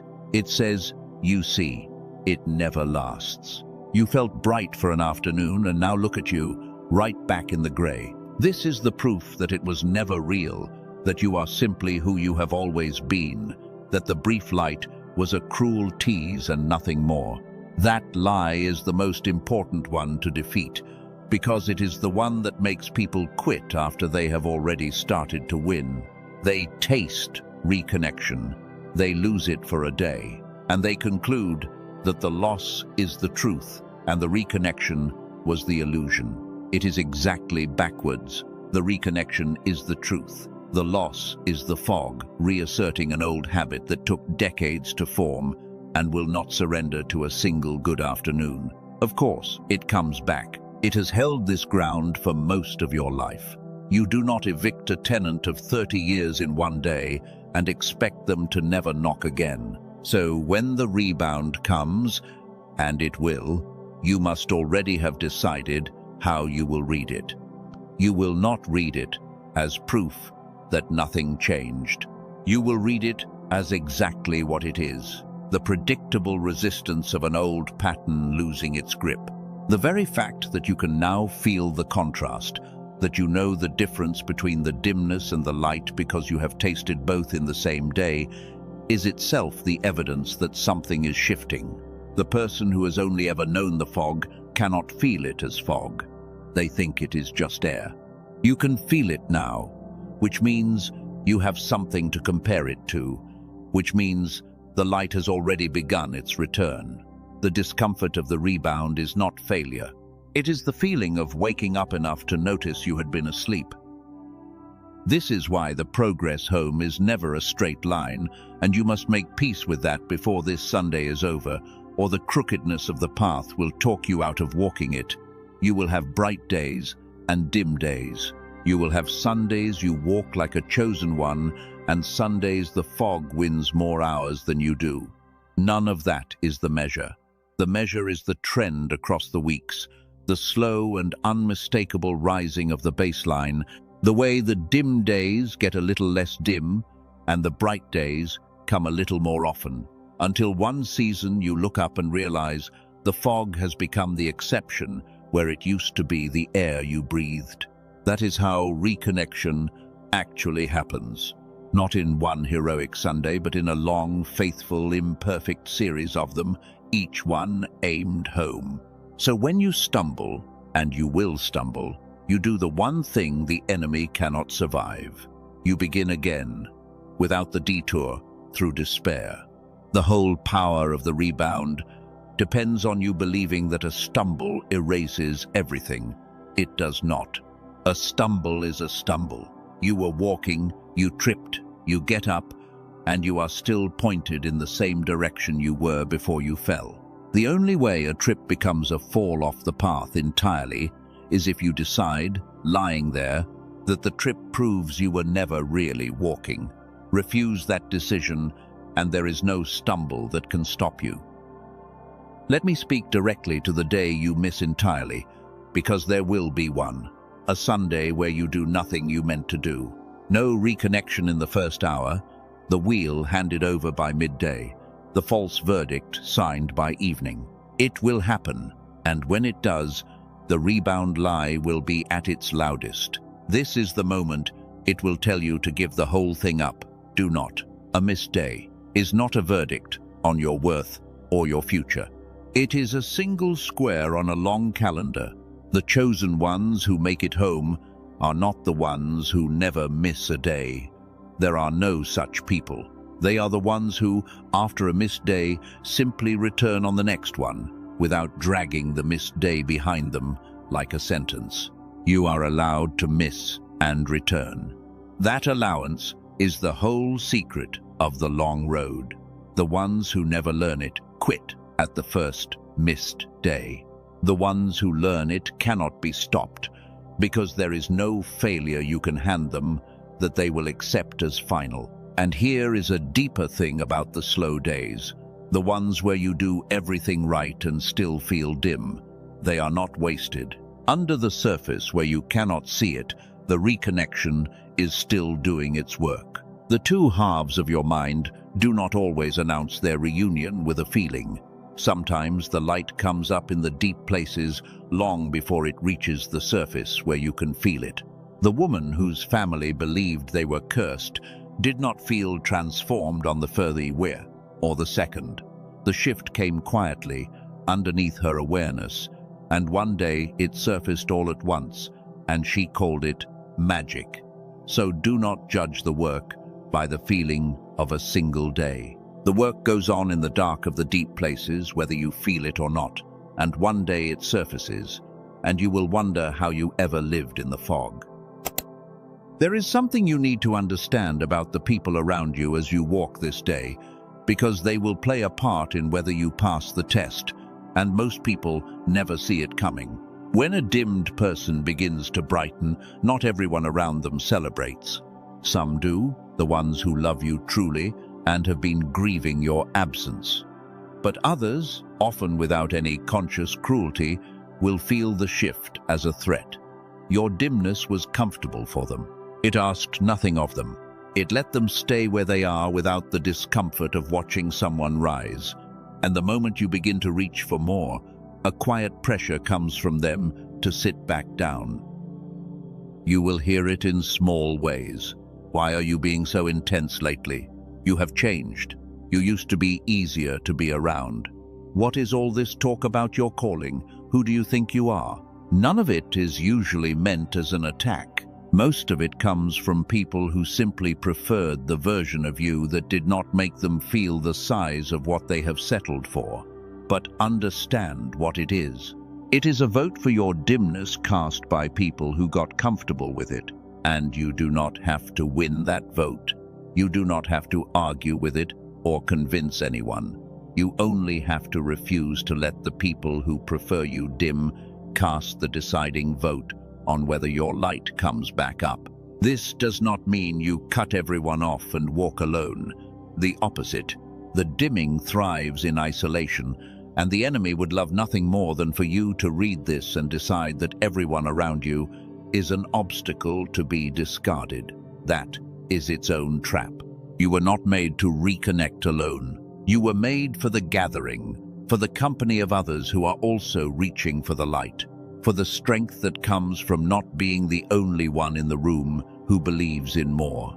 This is part of why the day was always meant to be a day of gathering, not because the building is holy, but because something happens when chosen ones come into the same space with their faces turned the same direction. The light in one stirs the light in another. The reconnection is contagious in the best of ways. So as this Sunday unfolds, be wise about company. Move toward the people and the spaces that call your light up, and be gently guarded around the ones that pull it down. You do not owe anyone your dimness. You do not have to attend your own funeral just because others got used to mourning you. And the ones who truly love you will, in time, come to love the brighter you even more, once they get past the surprise of meeting them. The ones who cannot, who only ever wanted you small, those were never loving the real you in the first place. They were loving your smallness, because it kept their own smallness company. And let me name the specific lies that will come at you across this day, so that when each one arrives you will recognize it as an enemy and not mistake it for your own thought. Because the most dangerous lies are the ones that sound like they are coming from inside your own head. They are not. They are the fog, wearing your voice, and once you can tell the difference, half their power is gone. The first lie sounds like this: it is too late for you. Whatever you might have become, that window has closed, that season has passed. You are too old now, too far gone, too set in your ways. And the answer to that lie is the simplest fact of everything you have learned today. The capacity was never lost. It was dimmed, and a dimmed light has no expiration date. The switch does not stop working because years have passed. The woman whose family believed in the curse was not young when she found her way home. The reconnection does not check your age. It checks only whether you will reach for it. It is not too late. It has never been too late. The only thing that was ever true was that you did not know the light could come back. Now you know. The second lie sounds like this: you are being selfish. Look at all the people depending on you, all the responsibilities on your shoulders. Who are you to spend time and care on reconnecting your own mind when there is so much to be done for others? And the answer to that lie is the truth you already heard. Your reconnection is the most generous thing you can do, because everything you reclaim becomes something you can give. A dimmed parent serving from an empty and foggy mind blesses no one for long. A reconnected one, bright and present and whole, becomes a wellspring the whole household drinks from. To reconnect is not to take from those who depend on you. It is to finally have something real to give them. The third lie is the cruelest, because it uses your own faith against you. It sounds like this: if God wanted you to be more, you would already be more. Your dimness is His will. Be content with your lot. And you must answer this one with everything you have learned, because it is the lie that has kept more chosen ones small than any other. The dimming was never the will of heaven. It was the work of a world that profits from your distraction and an enemy that fears your light. The ache you feel for more is not rebellion against God. It is the voice of God calling you back to what He made you to be. To call your suppression His will is to credit the thief with the work of the Father. Refuse it. The God who knit the genius into the child does not then call the theft of it His plan. Let me show you who you become as the light comes back up, because you have spent so long looking at your dimness that you may have forgotten there is anyone else in you to become. And this is not fantasy. This is simply the description of a reconnected mind, the whole bright self online, doing what it was always built to do. The first thing that returns is clarity. The fog that sat between you and your own thoughts begins to thin, and you find the word you were reaching for arrives on time instead of an hour late. The conversation that used to leave you grasping leaves you sharp. The decision you would have agonized over for days resolves itself in an afternoon, because the whole of your mind is finally working on it together instead of two halves arguing in separate rooms. People will notice before you do. They will say something seems different about you, brighter, more present, more awake, and they will not be able to name it, but you will know. The light came back up. The second thing that returns is desire, the good kind, the holy kind. For so long the dimming flattened everything, and the dreams that used to burn became grey shapes you could barely make out. As you reconnect, the color comes back. You begin to want again, to reach again, to feel the pull of the calling not as a distant ache, but as a living thing in your chest. And this frightens some people, because they made peace with their numbness and called it maturity, and a person who begins to want again disturbs that peace. Let it disturb. The return of holy desire is not a regression to childish dreaming. It is the resurrection of the part of you that was always meant to reach for more. The third thing that returns is the sense that the world is on your side again. The synchronicities you stopped noticing start to reappear. The right person at the right moment. The door opening just as you arrive at it. The answer surfacing from somewhere deeper than your effort. This is not superstition. A reconnected mind perceives more, connects more, notices the openings that a dimmed mind walked straight past. The world did not change. You came back online to see it. And from that higher place, the same life that felt cursed begins to feel. In the words of more than one person who has walked this road, enchanted. Not because the circumstances all suddenly turned golden, but because you finally have the eyes to see the provision that was always being offered, and the presence to walk through the doors that were always there.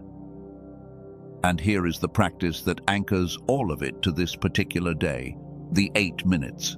I keep returning to it because it is the most concrete thing in your hands, the one act that requires no willpower and no perfect conditions, only headphones and stillness, and the decision to give your mind that long to reconnect before the day pulls it apart. Make it the spine of your Sunday. In the first hour, before the noise, the 8 minutes. And then, across the day, you carry the reconnection that those minutes began, returning to the wheel, refusing the false verdict, aiming the day home. The 8 minutes are not the whole work, but they are the doorway the rest of the work walks through, the moment the two halves are invited back into the room together, the small and faithful act that makes the larger faithfulness possible. You have probably spent more than 8 minutes today on things that dimmed you. Most people give an hour to the scroll without noticing it pass. The enemy does not need to steal your whole day to win. He only needs to make sure the 8 minutes that would reconnect you never happen, while the hour that fragments you always does. So, flip it. Guard the 8 minutes the way you would guard anything precious, because they are the hinge inside the hinge, the small turning that swings the larger one. If you take nothing else from this entire message into your actual hands, take that. Reconnect first. 8 minutes. Before the world. And watch what a single faithful Sunday begins to do. Let me gather all of it now, because you have been given a great deal and the fog would love to scatter it before it takes root. So, hold the whole of it in one piece. The test of this Sunday is not a single dramatic event. It is the quiet, all-day pressure to remain dim, dressed in 3 faces, the behavior that postpones your life, the feeling that you are only a passenger in it, and the slow surrender that calls the smaller life peace. The root beneath all 3 is disconnection, a light dimmed at the source, 2 halves pulled apart by a way of living designed to keep them apart. And the road home is not to strive harder on a dimmed mind, and not to want less until the ache stops, but to go to the source and turn the light back up, to reconnect, to come home, to the bright self you were before the theft. You passed the test, not by a flawless day, but by a day aimed home. You win it 1 hour at a time, reconnecting before you consume, taking the wheel back as many times as it is taken, refusing the evening verdict, judging the day by its direction. You hold steady through the rebound. You begin again after every stumble. You let the people who call your light up close, and you guard against the ones who vote for your dimness, and you remember, through all of it, that everything you reclaim becomes something you can give to everyone downstream of your life. That is the whole of it. And now there is only one thing left, the thing I told you was coming, the reason this message fought through every barrier to reach your hands on this exact day. Before you go back out into the hours of this Sunday, I am going to speak something over your life, not advice, not teaching, a declaration. So if anything in you has been moved across these hours, let your hand mark it before the declaration comes. Type the words I release in the comments, and as you type them, let go of one specific thing, the heaviest of the lies you have believed about yourself, the grey coat you have worn so long you forgot it was not your skin. Type it and let it fall, and then come into the closing with empty shoulders and an open heart, ready to receive what is about to be spoken over you. So let your breath slow now. There is nothing left to chase in this moment, nothing left to fix, nothing left to prove. The work of these hours is done, and what remains is the gentlest part, the part where you simply let what has been said settle into the deep places where decisions are actually made. Let your shoulders come down from where they have been holding. Let the jaw unclench. Let the hands rest open, palms up if you can, the way a person holds them when they are no longer bracing and no longer grasping, only receiving. I want you to see something with the eyes behind your eyes. See yourself in the hours of this Sunday, the version of you that passed the test. Not a perfect version, not a version, with no fear and no fog and no pull. See the real one, the one who felt the gravity of the dim life reaching for the wrist, and who, instead of obeying it, turned toward the source first. See the small motion of it. See yourself in the first quiet of the day, before the world has gotten its hands on you, taking the 8 minutes, breathing into the connection, feeling the two halves of you that have been pulled apart begin, slowly, to lean back toward each other. See the light in you come up by a single degree, not a flood, a degree. And then see how that 1 degree changes the way you move through the hours that follow. See yourself answer a message with a clarity that surprises you. See yourself catch the old thought as it rises, the one that says it is too late, and instead of swallowing it whole, see yourself set it down like a stone you no longer need to carry. See yourself, by the closing of this Sunday, look back, not at a flawless day, but at a day that pointed home. That is the picture. Hold it, because what the mind can hold with feeling, the life begins to move toward. And now, with that picture warm in you, we come to the close, not the end. There is no end to what was set in motion in you before you were born, but a ceiling, a way of gathering everything that has moved across these hours and setting it down into your spirit so the fog cannot scatter it the moment the screen goes dark. So stay with me for these final minutes. Do not rush back into the day yet. The day will wait. What happens here, in the quiet, is the thing that makes everything else hold. Before anything is released and before anything is declared, there is a thing worth simply naming. You came into these hours carrying something.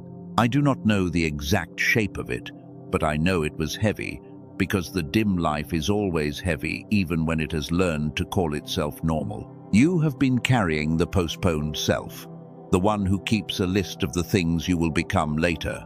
You have been carrying the feeling of being a passenger in your own life, watching the days move past the window. You have been carrying the slow, grey surrender that you were beginning to mistake for maturity. And you carried all of it here, on a Saturday night or into the light of a Sunday, hoping, maybe without even letting yourself admit the hope, that something would meet you. Something has met you. I want you to let that land before we go further. You did not arrive here by accident, and you did not stay through all of these hours by accident either. The fog had 100 chances to pull you away, and it did not manage to. That is not nothing. That is a soul that has not given up on itself, no matter what the surface has been saying. So before we release a single thing, simply witness that you are still here. The part of you that was made to come home is still awake under everything that tried to put it to sleep. Honor that part. It has been more faithful than you have given it credit for. There is a kindness in being seen without having to perform. So let yourself be seen now, exactly as you are, in whatever room you are in, at whatever hour the clock is showing. You do not have to be further along than you are. You do not have to have it figured out. The one who formed you is not standing over you with a measuring stick. The one who formed you is closer than your own breath. And what that presence feels toward you in this moment is not disappointment. It is a kind of ache to give you back what was taken. That is the whole reason this message reached your hands today, not to add to your weight, to begin lifting it. And now, having been witnessed, you get to put something down. This is the release. Not a release of effort, because the home you are walking toward is not built by effort. A release of weight. There is a difference, and your whole body knows the difference, even if your words have never been able to name it. I want you to picture the heaviest thing you have been carrying about yourself. Not a circumstance, not a bill, not a relationship, not a diagnosis, the belief. The sentence you have been quietly saying about who you are, the one that has followed you so long you stopped hearing it as a sentence and started hearing it as a fact. For some of you, it is the words, too late. For some of you, it is the words, not enough. For some of you, it is a single number, an age, a year, a season you decided was the cutoff for the life you actually wanted. Find it. It will not be hard to find. It is the thought that just rose when I described it. Now hold it in your hands. Just for a moment, hold it where you can look at it instead of wearing it. And hear this, because it is true in a way the dim mind will fight. That belief was never a verdict from heaven. It was a story written by the theft. It was installed in you across years of a connection being quietly severed, a light being quietly turned down, two halves of a mind being kept apart so they could never agree on how much you were worth. The belief is not you. It is the gray coat. And you have worn it so long you forgot it was not your skin. So let it fall. Right now, in whatever room holds you, let your shoulders drop 1 more inch and feel the weight of that coat slide off them and hit the floor. You do not need it for the hours of this Sunday. You do not need it for the road home. It was never keeping you safe. It was only keeping you small. Let it fall and feel, even faintly, even for a second, how much lighter the body becomes when it is no longer holding a lie up against gravity. That lightness is not imaginary. That lightness is the first honest report from a self that is beginning to reconnect. Now, because of what this Sunday is, there is something that must be covered before you walk back out into it. You have set a weight down. Understand that the moment a soul sets the grey coat down, the pull to pick it back up does not politely disappear. It intensifies. This is the part almost no one warns you about, and it is the reason so many people feel a beautiful thing on a Saturday night and find it gone by Sunday afternoon. The dimness does not surrender its territory quietly. It comes back for what it considers its own. So hear this as a covering spoken over the hours ahead of you. In the first quiet of this Sunday, when the old gravity reaches for your wrist and tries to pull you back into the scroll, the numbness, the postponed life, you are covered. That pull is not your destiny calling you back. It is the residue of the theft, and it has no authority over a soul that has chosen to reconnect. When the voice rises mid-morning and says that last night was just emotion and nothing has really changed, you are covered. That voice is not telling you the truth about your day. It is trying to talk you out of a door that has already opened.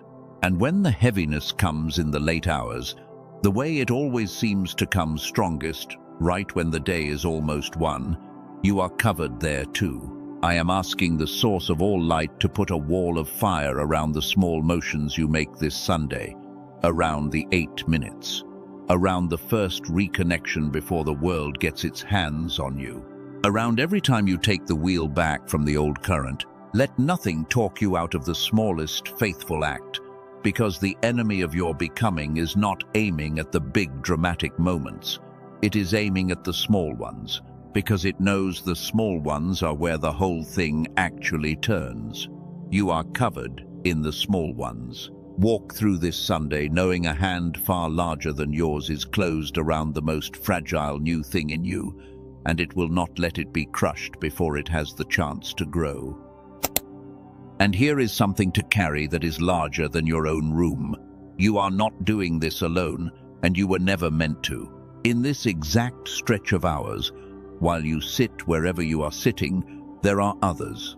All across the world, in cities you will never visit, and in small rooms, not unlike yours, there are people who woke, or who stayed awake, with the same strange ache you have carried.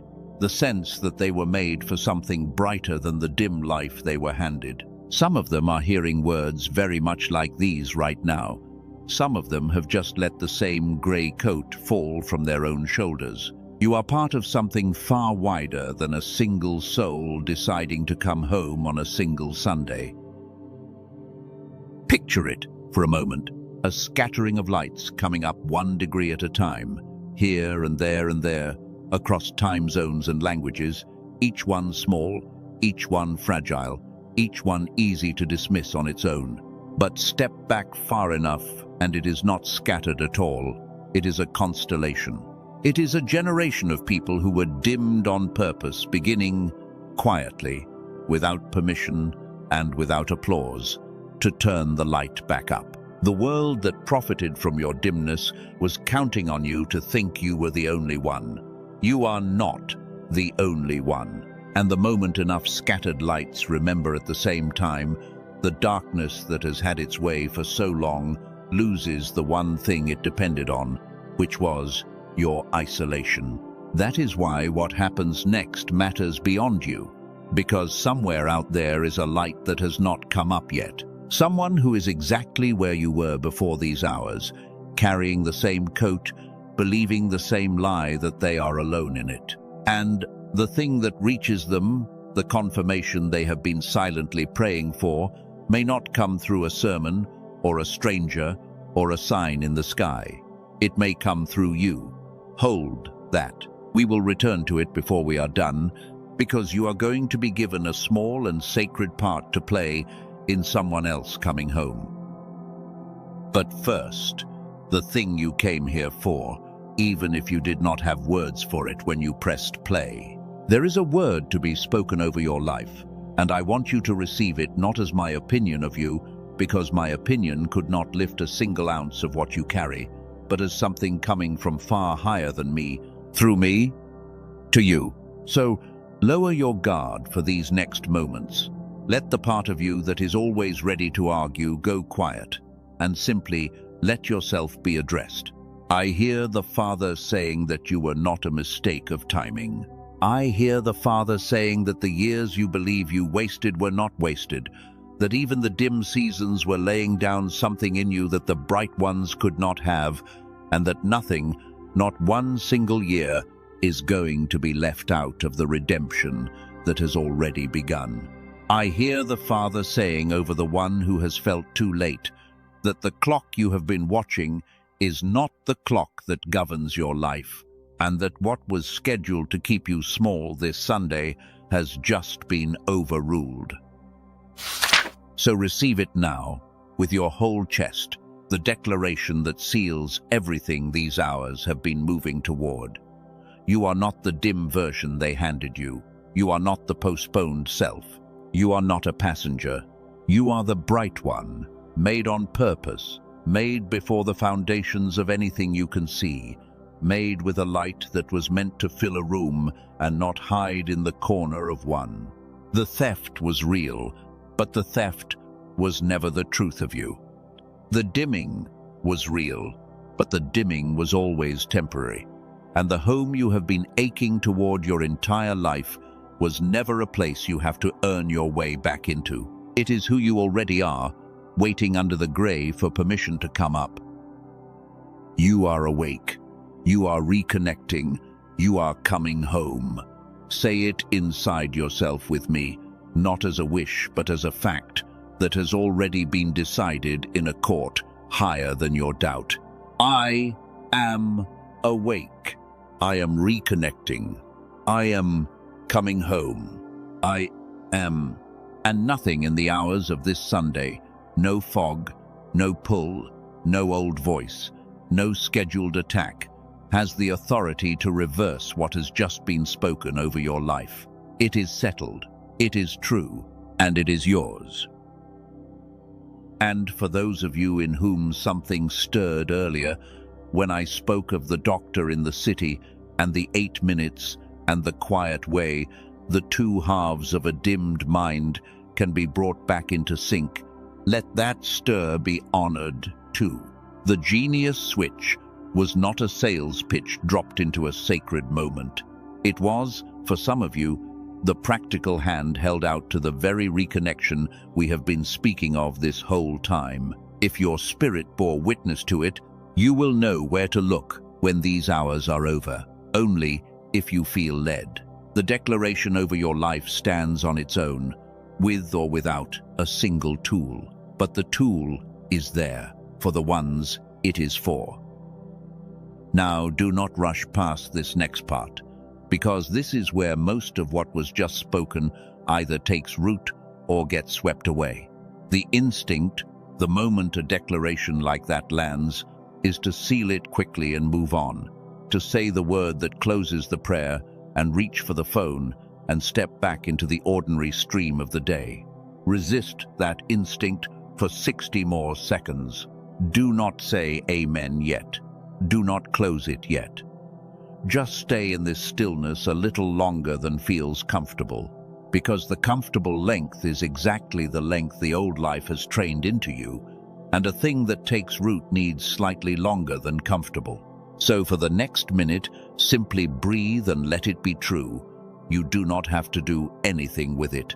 You do not have to figure out how it will work or whether you will manage to live up to it. You only have to let it sit in the same room as you, the way you would let warmth from a fire sit on your skin without trying to grab the fire. Breathe in and let the words "you are awake" settle a little deeper. Breathe out and let a little more of the grey go. Breathe in, "you are reconnecting." Breathe out and release. There is no hurry here. The day, genuinely, will wait. The hours of this Sunday are not going anywhere, and they will be different hours, kinder hours, more winnable hours. For every extra second you let this become real before you move. And now, gently, you may let it close, not because the moment is over, but because it has done its work and may now rest inside you. There is no crescendo here, no final surge, only the settled quiet of a thing that is finished and true. What was spoken has been spoken. What was released has been released. What was sealed cannot be unsealed by a single hard hour or a single old voice or a single grey morning. It holds because it was never holding by your strength.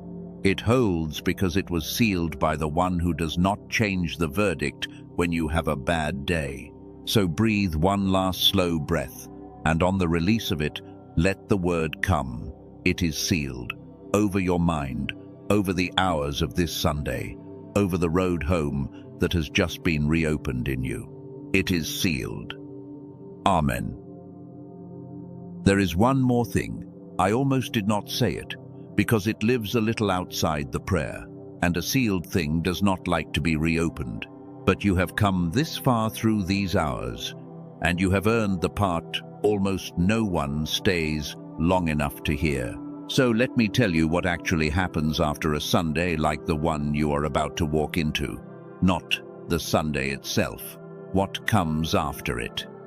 Most people imagine transformation as a single event. They picture a before and an after with a bright line between them, a moment so dramatic that the old self is simply gone and the new self simply arrives, fully formed.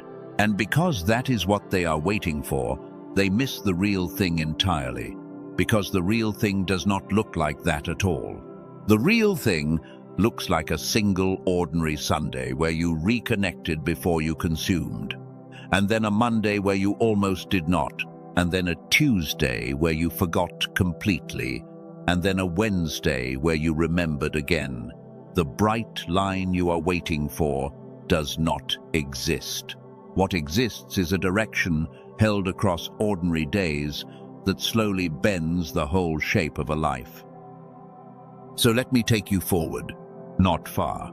1 year from the Sunday, you are standing at the edge of, I want you to meet the version of you that kept turning the light up 1 degree at a time, through all the ordinary days that did not feel like anything while they were happening. Sit with that person for a moment. Notice first what is different about the eyes, because that is always where it shows first. The fog that used to live behind them is mostly gone. There is a clarity there now, a sense of someone who is actually inside their own life instead of watching it through glass. That person does not flinch at their own reflection the way you sometimes do. Something has come back online behind the face, and the face knows it. Now listen to how that person talks about the year between you and them. They do not describe a miracle. They describe 100 small Sundays. They describe the morning they did not feel like reconnecting and did it anyway and felt nothing, and how that nothing turned out to be one of the most important mornings of the whole year, because it was the morning the new self proved it did not run on feelings. They described the week the old heaviness came back so hard they were sure the whole thing had been a lie, and how they began again on the other side of it, and how beginning again that time was the thing that finally convinced the deep parts of them that this was real. They do not have a dramatic story. They have something far rarer. They have a direction they held when it was boring to hold it. And here is the thing that future version of you understands that you cannot fully see yet. Standing where you stand. The compounding. You think of these small, faithful acts the way you think of most things, in a straight line, where 1 act gives you 1 unit of return and 10 acts give you 10. But a reconnecting mind does not work in a straight line. It works the way the most powerful forces in your life have always worked, quietly, invisibly, and then all at once. The first reconnected Sunday gives you almost nothing you can measure. The 10th gives you a little. But somewhere around a number you will not be counting, the slope changes, and the same 8 minutes that once felt like they were doing nothing begin to return something that startles you, because the brightness is no longer being added 1 degree at a time. It is beginning to multiply on itself. This is why the people who are trying to keep you dim do not need to stop you forever. They only need to stop you before the slope changes. They only need you to quit somewhere in the long, flat stretch where it feels like nothing is happening, because they know what you do not, which is that the flat stretch is not nothing. The flat stretch is the most important part. It is the part where the foundation is being poured underground, where nothing shows on the surface, and everything is being decided beneath it. The whole game, the entire contest for the brightness of your one life, is won or lost in the unremarkable middle, in the ordinary Sundays that no one applauds, in the 8 minutes that feel pointless right up until the morning.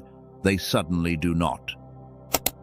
So when you walk back into the hours ahead, and the day feels ordinary, and the small act of reconnecting feels like it is accomplishing nothing visible at all, I need you to remember this and let it steady you. Ordinary is not failure. Ordinary is the foundation. The day that feels like nothing is the day the foundation gets poured. And the person you met a moment ago, the one with the clear eyes a year from now, was built almost entirely out of days exactly like the one you are about to have. They did not feel like much while they were happening either. That is the secret. The whole dim world is betting you will never learn. Learn it tonight, and you take away the only weapon they have ever really had against you. Let me tell you what the first taste actually feels like, because if I do not, you will get it and not recognize it, and the fog will sweep it away before you understand what you were holding. You are expecting the homecoming to announce itself. You are expecting a rush, a wave, a dramatic lifting that leaves no doubt. And because that is what you are watching for, you will look right past the real thing, which arrives almost silently. Disguised as something so ordinary, you will be tempted to dismiss it entirely. The first taste is usually this: a small gap of clarity in a moment that would normally have been fog. You are doing something unremarkable, washing a cup, walking to a door, and for a few seconds the inside of your head is simply quieter than it usually is.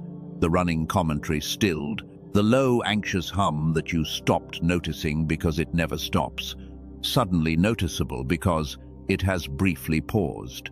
And in that pause, there is a strange spaciousness, a sense of actually being where your body is, of the colors in the room being a little more present, of yourself being a little more here. It lasts a few seconds, then the fog rolls back in and the moment closes.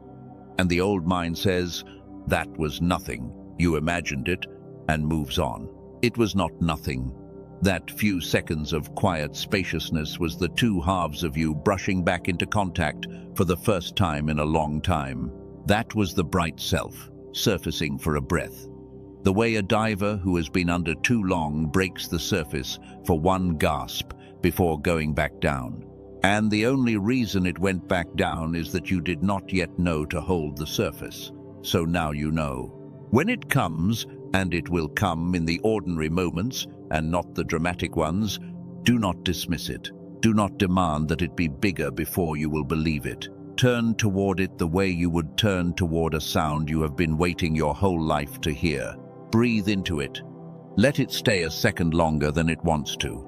Because every time you recognize that surfacing, instead of dismissing it, you teach the bright self that it is safe to stay up a little longer next time. That is how the light learns to remain, not by force, by being recognized and welcomed and not sent back under. I know there is still one fear sitting in you, quieter than the others, and it is the most dangerous one because it disguises itself as humility. It is the fear that says, "This is beautiful, and it is probably true for other people, but I am the exception. I am too far gone. I have started over too many times." The damage in me is a different kind of damage, older, deeper, more permanent. And what works for the ordinary dimmed person will not reach as far as the place where I am broken.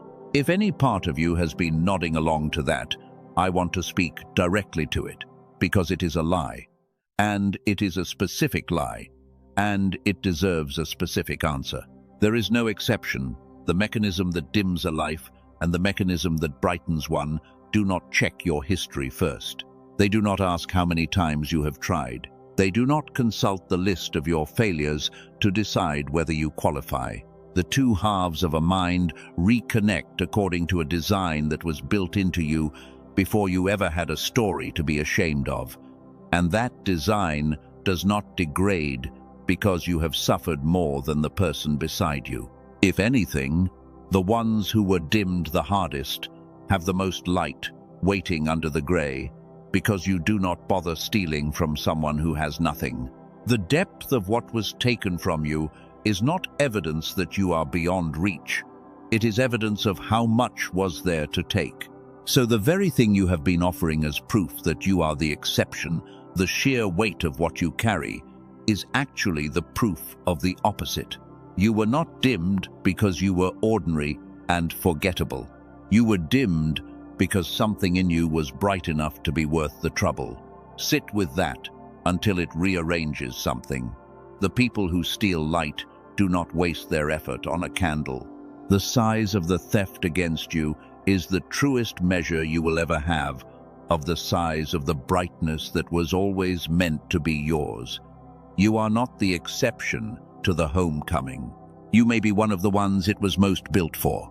So here is the only promise I am going to ask you to make, and I am going to make it small on purpose, because small is what holds. Do not promise me a transformed life. Do not promise me a year of faithful Sundays. Do not promise me you will never wear the grey coat again, because that is a promise the dim mind sets you up to break, so it can use the breaking against you. Promise me only this Sunday, the one in front of you, the hours you can actually touch. Promise that in the first quiet of it, before the world has reached you, you will reconnect before you consume. 8 minutes, or 4, or even 1, if 1 is what you have. Promise that when the old gravity reaches for your wrist somewhere in the middle of the day, you will take the wheel back, even if you have to take it back a dozen times. And promise that when the evening comes and the old judge convenes its court to tell you the day was a failure, you will refuse the verdict and judge the day by its direction instead. That is the whole promise, not a lifetime, not a transformation. 1 Sunday, aimed home. Because here is what the dim world does not want you to discover. 1 Sunday aimed home is not 1 Sunday. It is the proof of concept your deep self has been waiting your entire life to receive. The moment you prove to yourself that you can hold a direction for the length of a single day, something in you that had given up quietly begins to come back to the table, and the next Sunday is no longer a thing you have to force. It is a thing you remember being possible because you have a memory now, a real one, of the day you did it. You are not trying to change your life this Sunday. You are trying to give your deep self one honest piece of evidence. Give it that, and it will do the rest of the convincing on its own. And maybe, even now, after all of this, some of you feel nothing. No rush, no warmth, no stirring. You have heard every word, and the deep place stayed quiet, and you are beginning to suspect that this was beautiful for everyone else in the comments, and somehow sealed and closed to you. Hear me, because this is important, and it is the last thing the fog wants you to understand. Feeling nothing right now is not a verdict. It is the most common condition of the most deeply dimmed souls, and it proves the opposite of what you fear. The ones who were dimmed hardest are precisely the ones whose feeling went quiet first, because numbness was the only way to survive the theft. Your flatness is not evidence that you are excluded. It is the scar tissue of a soul that was wounded early and learned not to feel in order to endure. So do not wait to feel something before you begin. That is the trap inside the flatness.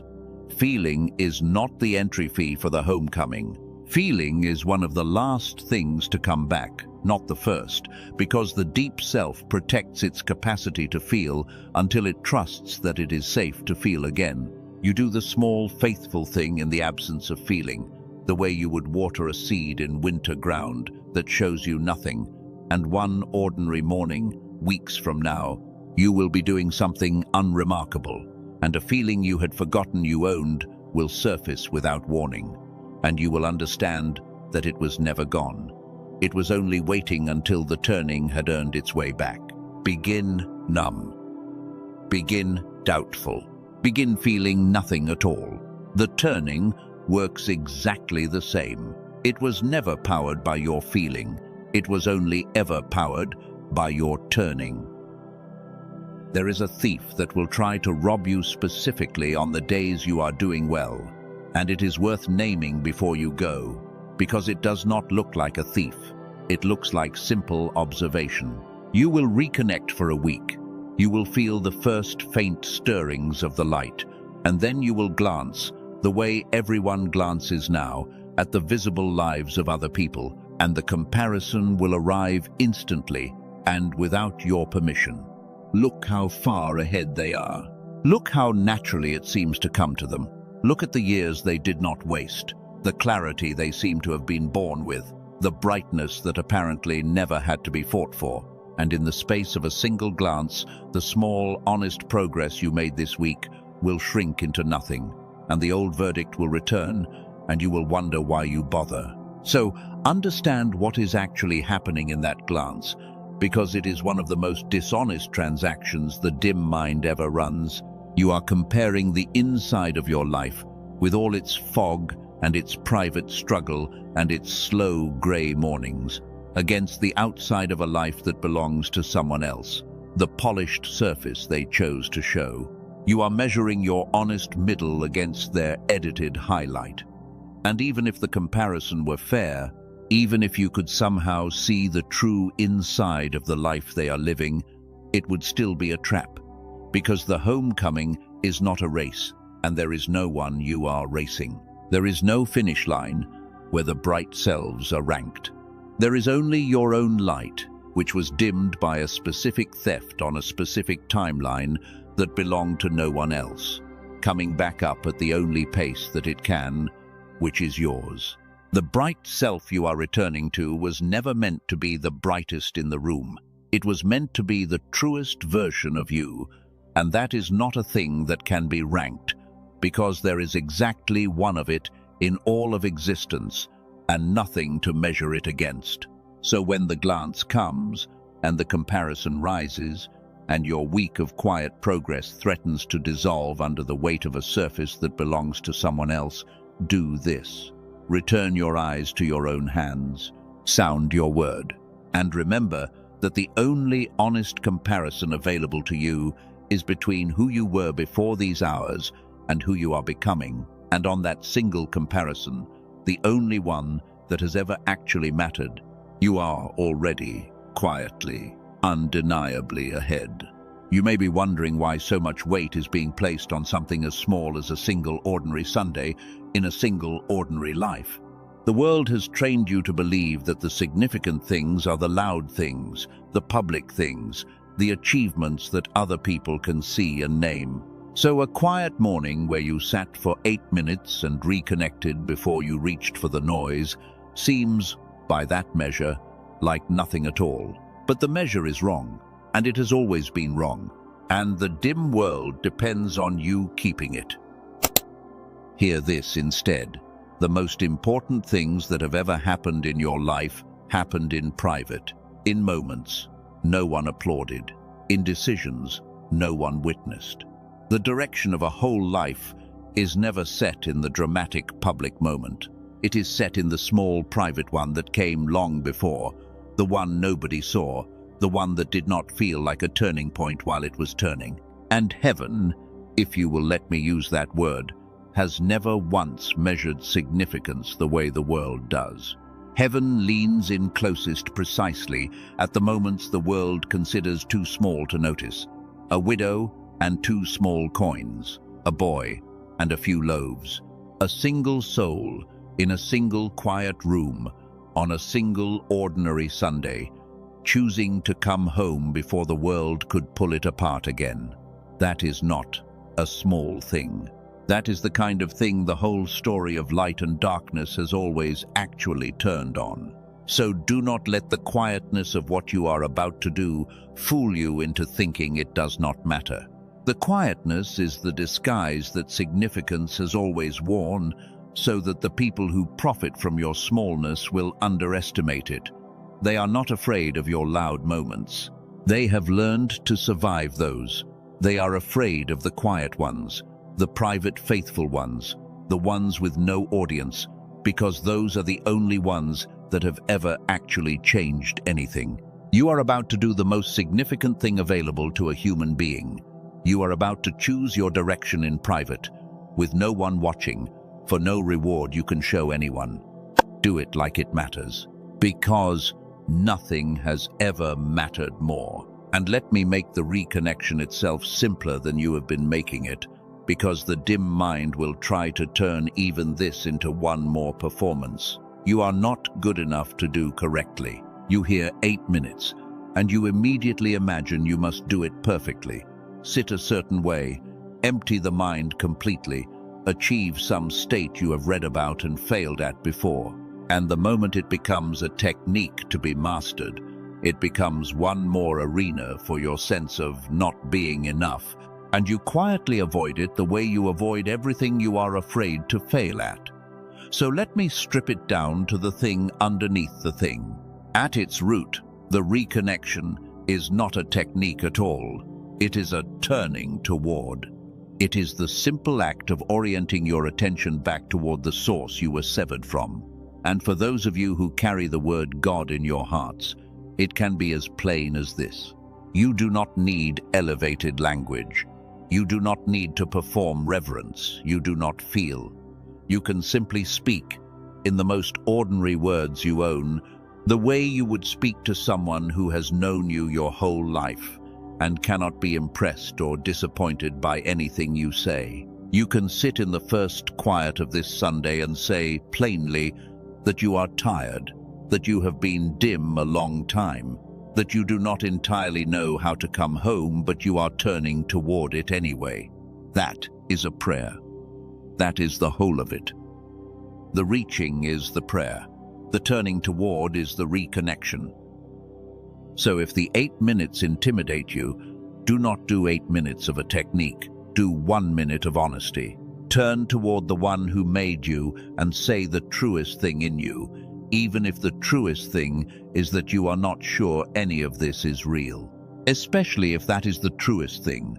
The connection was never restored by your eloquence, or your discipline, or your achieving the right inner state. It is restored by the turning, however clumsy, however brief, however full of doubt. The source you were cut off from is not standing at a distance waiting for you to perform your way back into favor. It is already leaning toward you, already closer than your breath, waiting only for you to stop performing and simply turn your face back in its direction. Turn. That is the entire instruction. Everything else is detail. There is something you need to be warned about before you go, because it will happen, and if you are not ready for it, it will undo everything quietly, and you will never even know it happened. Here it is. Within hours of these words ending, the dim mind is going to try to delete this, not violently, not all at once. It will simply begin, gently, to file these hours away as a nice feeling you had once, an emotional moment, the kind of thing that was lovely while it lasted and has no real bearing on the practical business of your actual life. It will take everything that was spoken over you and shrink it down into the category of things that were just a video. And the moment it succeeds in doing that, the door that opened in you closes again, and you do not even hear the latch. So you are going to give the deep self an anchor it cannot easily erase. Not a feeling, because feelings are exactly what the fog knows how to dissolve. A word. One word that, for you, from this point forward, means everything these hours have meant. For some of you, the word is home. For some of you, it is awake. For some of you, it is simply the word, it is sealed, the one we closed the prayer with. Choose yours now, and then tie it to the first thing your hands touch in the morning, or in the next hour if the morning is already here, the cup, the door, the light switch, the first ordinary object of the day. Let that object become the trigger, so that the first reach of your hand into this Sunday is also the first quiet sounding of your word, and the door that opened tonight does not get a chance to close before the day has even begun. This is how you outmaneuver the fog, not by being stronger than it, because in a straight fight the fog has years of practice and you have one night. You outmaneuver it by tying the new thing to something it cannot reach. It can dissolve a feeling. It cannot easily dissolve a habit attached to the cup you hold every single morning. Make the anchor small. Make it physical. Make it impossible to miss, and you will find that the version of you who wakes into this Sunday is not starting from zero, the way you usually do. They are starting from a word already in the mouth, already pointing home, placed there on purpose by the version of you who is listening right now and who loved them enough to leave it. And wherever these words are reaching you, let me speak to that exact place, because it matters less than you think and more than you know. If you are hearing this in the dark, if the night still holds you and this Sunday has not yet broken over the horizon, then you have been given something rare. You have been given the hours before. You get to walk into the test already knowing it is a test, already covered, already sealed, with the word placed in your mouth before the day has had its first chance at you. Most people meet the morning unarmed. You will not. Sleep, if you can, with the word resting on you, and let the first light find a soul that was prepared in the dark. And if the sun is already up, if this Sunday is already moving around you, and some of its hours are already behind you, hear this just as clearly. You are not late. There is no part of this that required you to begin at dawn to count. The door does not open only at sunrise and close by breakfast. It is open right now, in whatever hour you are standing in, and the next reconnection you make, even if it is the middle of the afternoon, even if the day has already been hard, is not a consolation prize for missing the morning. It is the real thing, fully, with nothing missing. The test was never about being early. It was about turning home at all, and you can turn home in any hour that still has breath in it. The hours you have left in this Sunday are enough. They were always going to be enough. Begin from where the day has you, and the day will still bend. There is a part of this homecoming that almost no one tells you about, because it does not sound spiritual enough, and the dim world is very happy to let you keep ignoring it. It is your body. You have been treating this whole struggle as if it lives only in the mind, a matter of belief and will and decision. And so you keep trying to win it with belief and will and decision alone, and you keep losing in the late hours when your reserves are gone. But the dimmed life is not only a dimmed mind. It is a body that has been running in a low, constant alarm for so long that the alarm became the baseline, and you forgot there was ever another way to feel. The tightness in the chest you stopped noticing. The shallow breath you have been taking for years. The jaw that is clenched right now as you hear this until I name it and it releases. That is not a character flaw. That is a nervous system that has been bracing so long it forgot how to stand down. And here is what that has to do with the two halves coming back together. The halves cannot reconnect while the body is in alarm, because alarm pulls all the resources to the surface, to the watching and the bracing and the surviving, and leaves nothing for the deep, quiet work that reconnection actually is. This is why the 8 minutes are not just a mental exercise. They are, first, a signal to the body that the emergency is over, that it is safe to come down, that it does not have to hold the whole weight of the world in its shoulders for one more morning. The slow breath is not a spiritual decoration on top of the real work. It is the doorway to the real work, because a body that believes it is under attack will never let a mind go quiet enough to come home. So as part of this Sunday, do not only watch your thoughts, tend your body like it is a frightened animal that has been on guard far too long, which is exactly what it is. When the heaviness comes, before you argue with it, breathe lower and slower than feels natural, and feel the alarm drop a single notch. When you sit for the reconnection, let the shoulders fall first, before the mind does anything at all. Let the body learn, one ordinary Sunday at a time, that the danger it has been bracing against is mostly an echo of an old theft and not a present threat. A calm body is not the reward at the end of the homecoming, It is the ground the homecoming has to be built on. Give your body permission to come down, and you will be astonished how much of what you called a spiritual struggle was a tired animal that simply needed to be told, at last, that it was safe to rest. I can feel the negotiation already starting in some of you, because it is the oldest negotiation there is, and the dim mind runs it every single time a soul gets close to changing direction. The negotiation sounds reasonable. It sounds almost wise. It says, yes, all of this is true, and I will absolutely do it, but not in the middle of this particular weekend when everything is already in motion. I will start clean. I will start Monday. I will start when the week settles, when the season changes, when the noise dies down, and I have the proper space to do it properly, and it feels like respect for the work. This delay. It feels like you are taking it seriously by waiting for the right conditions. It is the most spiritual-sounding form of surrender there is. But hear what is actually happening underneath the reasonable voice. Someday is the safest place the dim life has ever built, because nothing is ever required of you there and nothing ever changes there, and you never have to risk the small humiliation of trying and stumbling. Someday is where good intentions go to be stored forever, beautifully untouched. And the reason the test is this Sunday, and not someday, is that someday is the trap itself.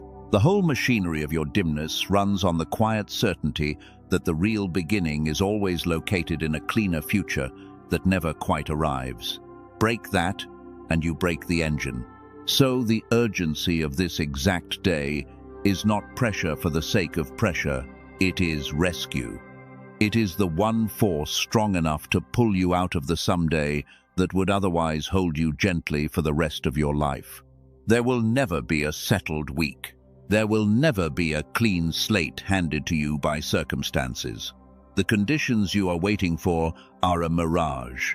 The fog paints on the horizon to keep you walking forever and arriving never.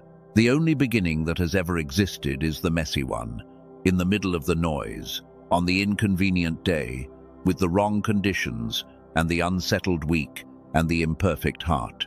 This Sunday is the inconvenient day. That is exactly why it is the one that can save you. There is a door inside all of this that we have walked past several times without opening, and it has to be opened before you go, because behind it is the thing that keeps more souls dim than any current or any theft ever could. It is the resentment. Some of it is aimed outward, at whatever and whoever you hold responsible for the years that were taken, the people who dimmed you, the systems that profited, the hands that turned the light down when you were too young or too tired or too trusting to stop them. And some of it, the heavier portion, is aimed straight inward at yourself, for the years you believe you let slip, for the times you saw the dimness clearly and chose the numbing anyway, for every someday you promised and broke. That resentment feels like fuel. It feels like it is keeping a fire of motivation alive in you. It is not. It is a hand around the throat of the very light you are trying to bring back up. Here is why it has to go, and it is not the soft reason you have heard before. It is mechanical. A mind cannot reconnect its two halves while one half is occupied holding a grievance, because the grievance is a full-time job. It runs in the background of every quiet moment. It hijacks the exact stillness that reconnection requires. You cannot sit in the 8 minutes of coming home while a part of you is still prosecuting a case that has no end, against people who are not in the room, or against a younger self who cannot defend themselves because they no longer exist. The grievance does not punish the ones who dimmed you. They are not feeling it. It punishes only the one carrying it, which is you, today, in the present, with a present that the past keeps reaching into and spoiling. So this is the release that finishes the others. Not forgiveness as a moral performance, not pretending the theft did not happen or did not matter, because it happened and it mattered. Forgiveness as a setting down, as an unclenching of the hand that has been holding the case file shut so tightly that it could not hold anything else. Forgive the ones who dimmed you, not because they earned it, but because you cannot afford to keep employing the part of yourself that hates them. And forgive the younger version of you who could not see the trap they were walking into because they were doing the best a dimmed soul could do with a light that had been turned down on purpose. They did not fail you. They survived in the only way that was available to them, long enough to deliver you here, to these hours, to this door. Thank them and let them go. The hand that has been clenched around the grievance is the same hand you need open to receive what is coming. You cannot hold the old case and the new life at the same time. Choose the new life. Set the case down. Walk out of the courtroom you have been living in, and do not look back to see whether anyone followed you out. The freedom was never going to come from the verdict. It was only ever going to come from leaving. And there is one more place the brightness goes that you will not see coming, and it is the place that will matter most to you years from now when you look back. It goes into the people who share your rooms. Because a dimmed person does not only dim their own life, they are present in their home the way a passenger is present in a car, physically there and somewhere else entirely, answering at the right moments and absent in all the spaces between. The people closest to you have learned the shape of that absence so well that they have stopped reaching for the part of you that went away. They love you, and they have quietly adjusted to a dimmer version of you. And the saddest part is that everyone involved has agreed to call this normal. So watch what happens in the ordinary hours of this Sunday when even 1 degree of you comes back online. You will be in a conversation you would normally half hear, and you will actually hear it, and the person speaking will feel it before they understand it. A small startle, a sense that someone who had been far away just arrived in the room. You will look at a face you see every day and see it the way you have not let yourself see it in a long time. You will be present for a small, ordinary moment that you would normally have spent somewhere behind the glass. And that moment will not announce itself as important, but it will be the kind of thing the people who love you remember long after the dramatic moments have faded. This is the part of the homecoming that has nothing to do with you and everything to do with you. The light you turn back up does not stay inside your own skull. It reaches across the table. It changes the weather of a household. It gives the people who adjusted to your absence permission to stop adjusting, to reach again for the full version of you they had stopped expecting. You are not only coming home to yourself this Sunday, you are coming home to them. And some of the people in your rooms have been waiting for that homecoming far longer and far more quietly than they have ever let you see. One more thing about the people in your life, because there is a quiet danger in the days after a turning like this, and it has ended more homecomings than any direct attack ever has. You are going to want to tell someone. The thing that happened in you tonight will feel so large that the instinct will be to bring it to the people closest to you, to explain it, to have them see it and confirm it and celebrate it, jobate it. And some of them will not understand. They will hear you describe the most important night of your recent life, and they will respond with a flat politeness or a worried look, or worse, with a small dismissiveness that lands on the most fragile new thing in you, like a frost. And if you are not ready for that, it can talk you out of the entire thing in a single conversation. So be ready for it. The people who adjusted to your dimness are not villains, but many of them have an unconscious stake in you staying the same, because your change asks something of them, even if no one ever says so out loud. Your turning toward the light quietly raises a question over their own dimness, and not everyone is ready for that question, and so they will, without malice and often without awareness, gently pull you back toward the version of you they had made peace with. Do not hand them the power to confirm or deny what was sealed over you tonight. It was not sealed by their understanding. It does not require their belief to be real. So in the early days, protect the new thing the way you would protect a flame in wind.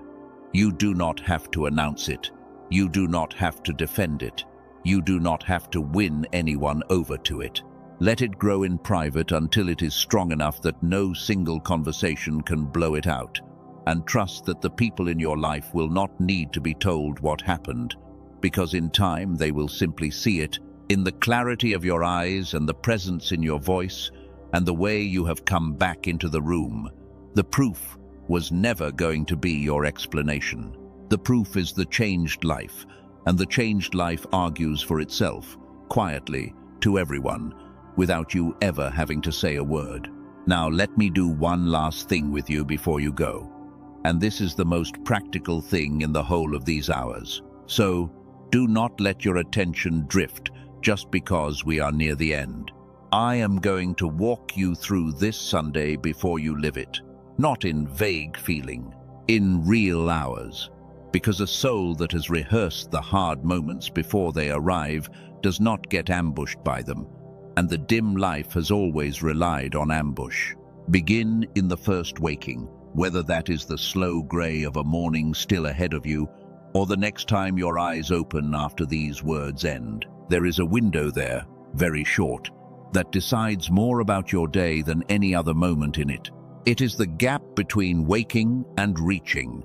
In the old pattern, the reach came first. Before your feet were even on the floor, the hand went for the glow, for the feed, for the noise, and the day began with you already a passenger, already consuming before you had connected, already handing the wheel to a current that was waiting for exactly that.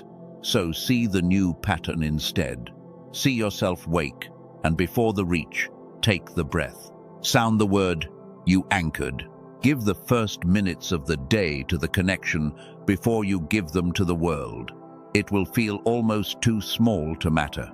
It is the hinge the whole day swings on. Now move into the middle hours, because this is where the test sharpens, and it does not sharpen the way you expect. You brace for a dramatic temptation, a single big moment of failure, and that is not how it comes.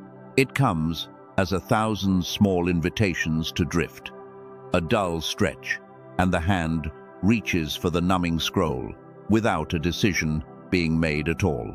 A difficult feeling, and the old anesthetic is applied before you have even named what you were feeling. This is the ambush, not a wall to climb, but a slow current under your feet that moves you without your noticing you have moved.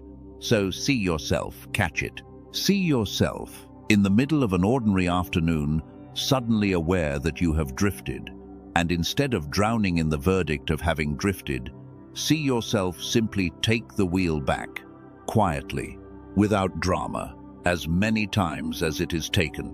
That is not failure interrupting your good day. That is the practice. Each retaking is a repetition that builds the very muscle you are here to build. Now come to the hardest hour, and every honest day has one. For most of you, it arrives in the evening, in the lateness, when the day is almost won, and the tiredness lowers your guard, and the old heaviness comes back with a particular kind of weight, the kind that whispers that nothing really changed, that the morning was just a feeling, that you are the same as you have always been, and tonight is the proof. This hour is not a sign that you failed the test. This hour is the test, in its purest form. The whole day was a setup for this single moment, when the door is hardest to keep open. So see yourself there. See yourself recognize the heaviness for what it is, not a verdict, but a residue. The old current making one last reach for your wrist, precisely because it can feel that it is losing. And see yourself refuse to convene the court. See yourself decline to judge the whole day from its tiredest hour. See yourself sound the word one final time, and let the day close not on a feeling but on a direction. You aimed it home. That is the win. That was always the only win there was.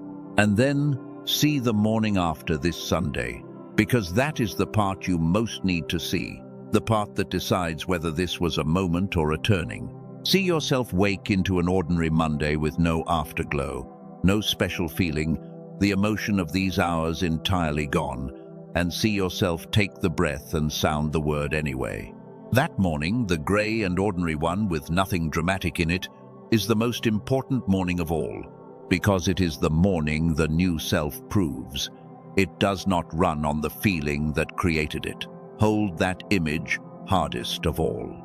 The unremarkable morning after, where you do the small, faithful thing with no reward and no witness and no rush of emotion to carry you.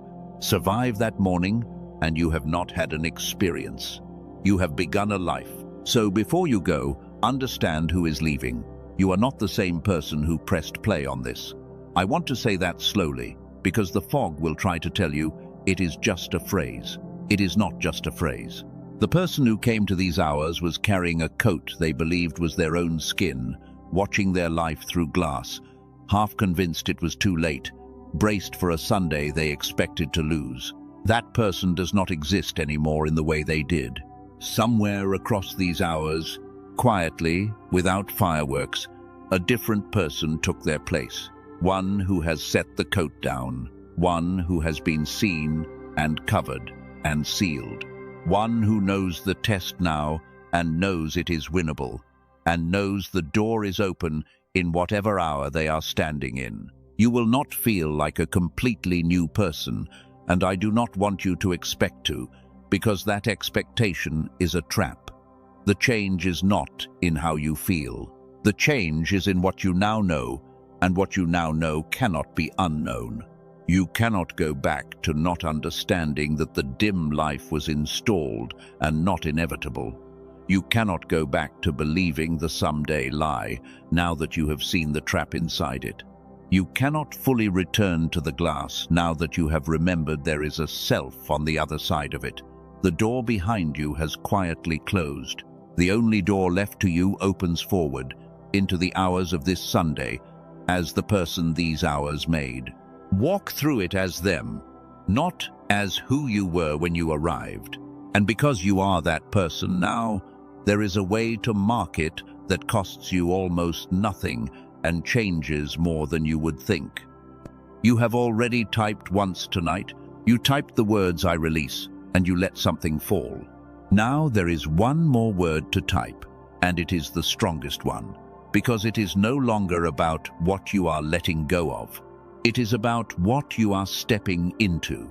If everything across these hours has landed, if the coat is on the floor and the door is open in front of you and some deep part of you has quietly decided to walk through it, then put the words "I am ready" into the comments below.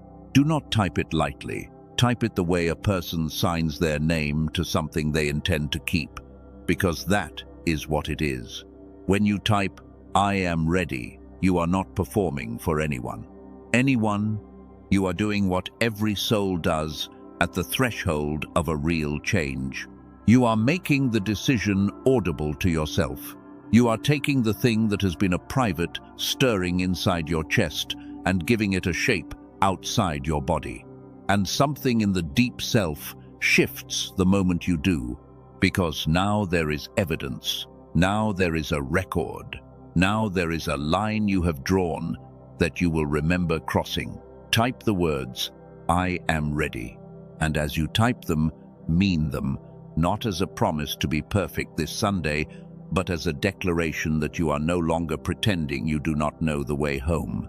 And while your declaration is still warm, there is a quiet way to let it ripple past your own life. If these hours reached something real in you, let your like be your amen. Not for any reason having to do with numbers, and not to do anyone a favor. Press it gently, the way you would set a candle in a window, because the same words that found you tonight are trying to find someone else who is sitting in the dark right now, believing they are the only one. The simple act of your agreement is part of how the light travels from one dimmed soul to the next. Let your like be the silent amen of someone who was met tonight and wants the meeting to reach further than themselves. And if something in you wants to stay near this kind of word, near the company of people who are quietly choosing to come home instead of staying dim, then stay connected, not to follow anything. To remain within reach of the next word, being prepared for the season you are walking into, so that when it is ready, it can find you the way this one did.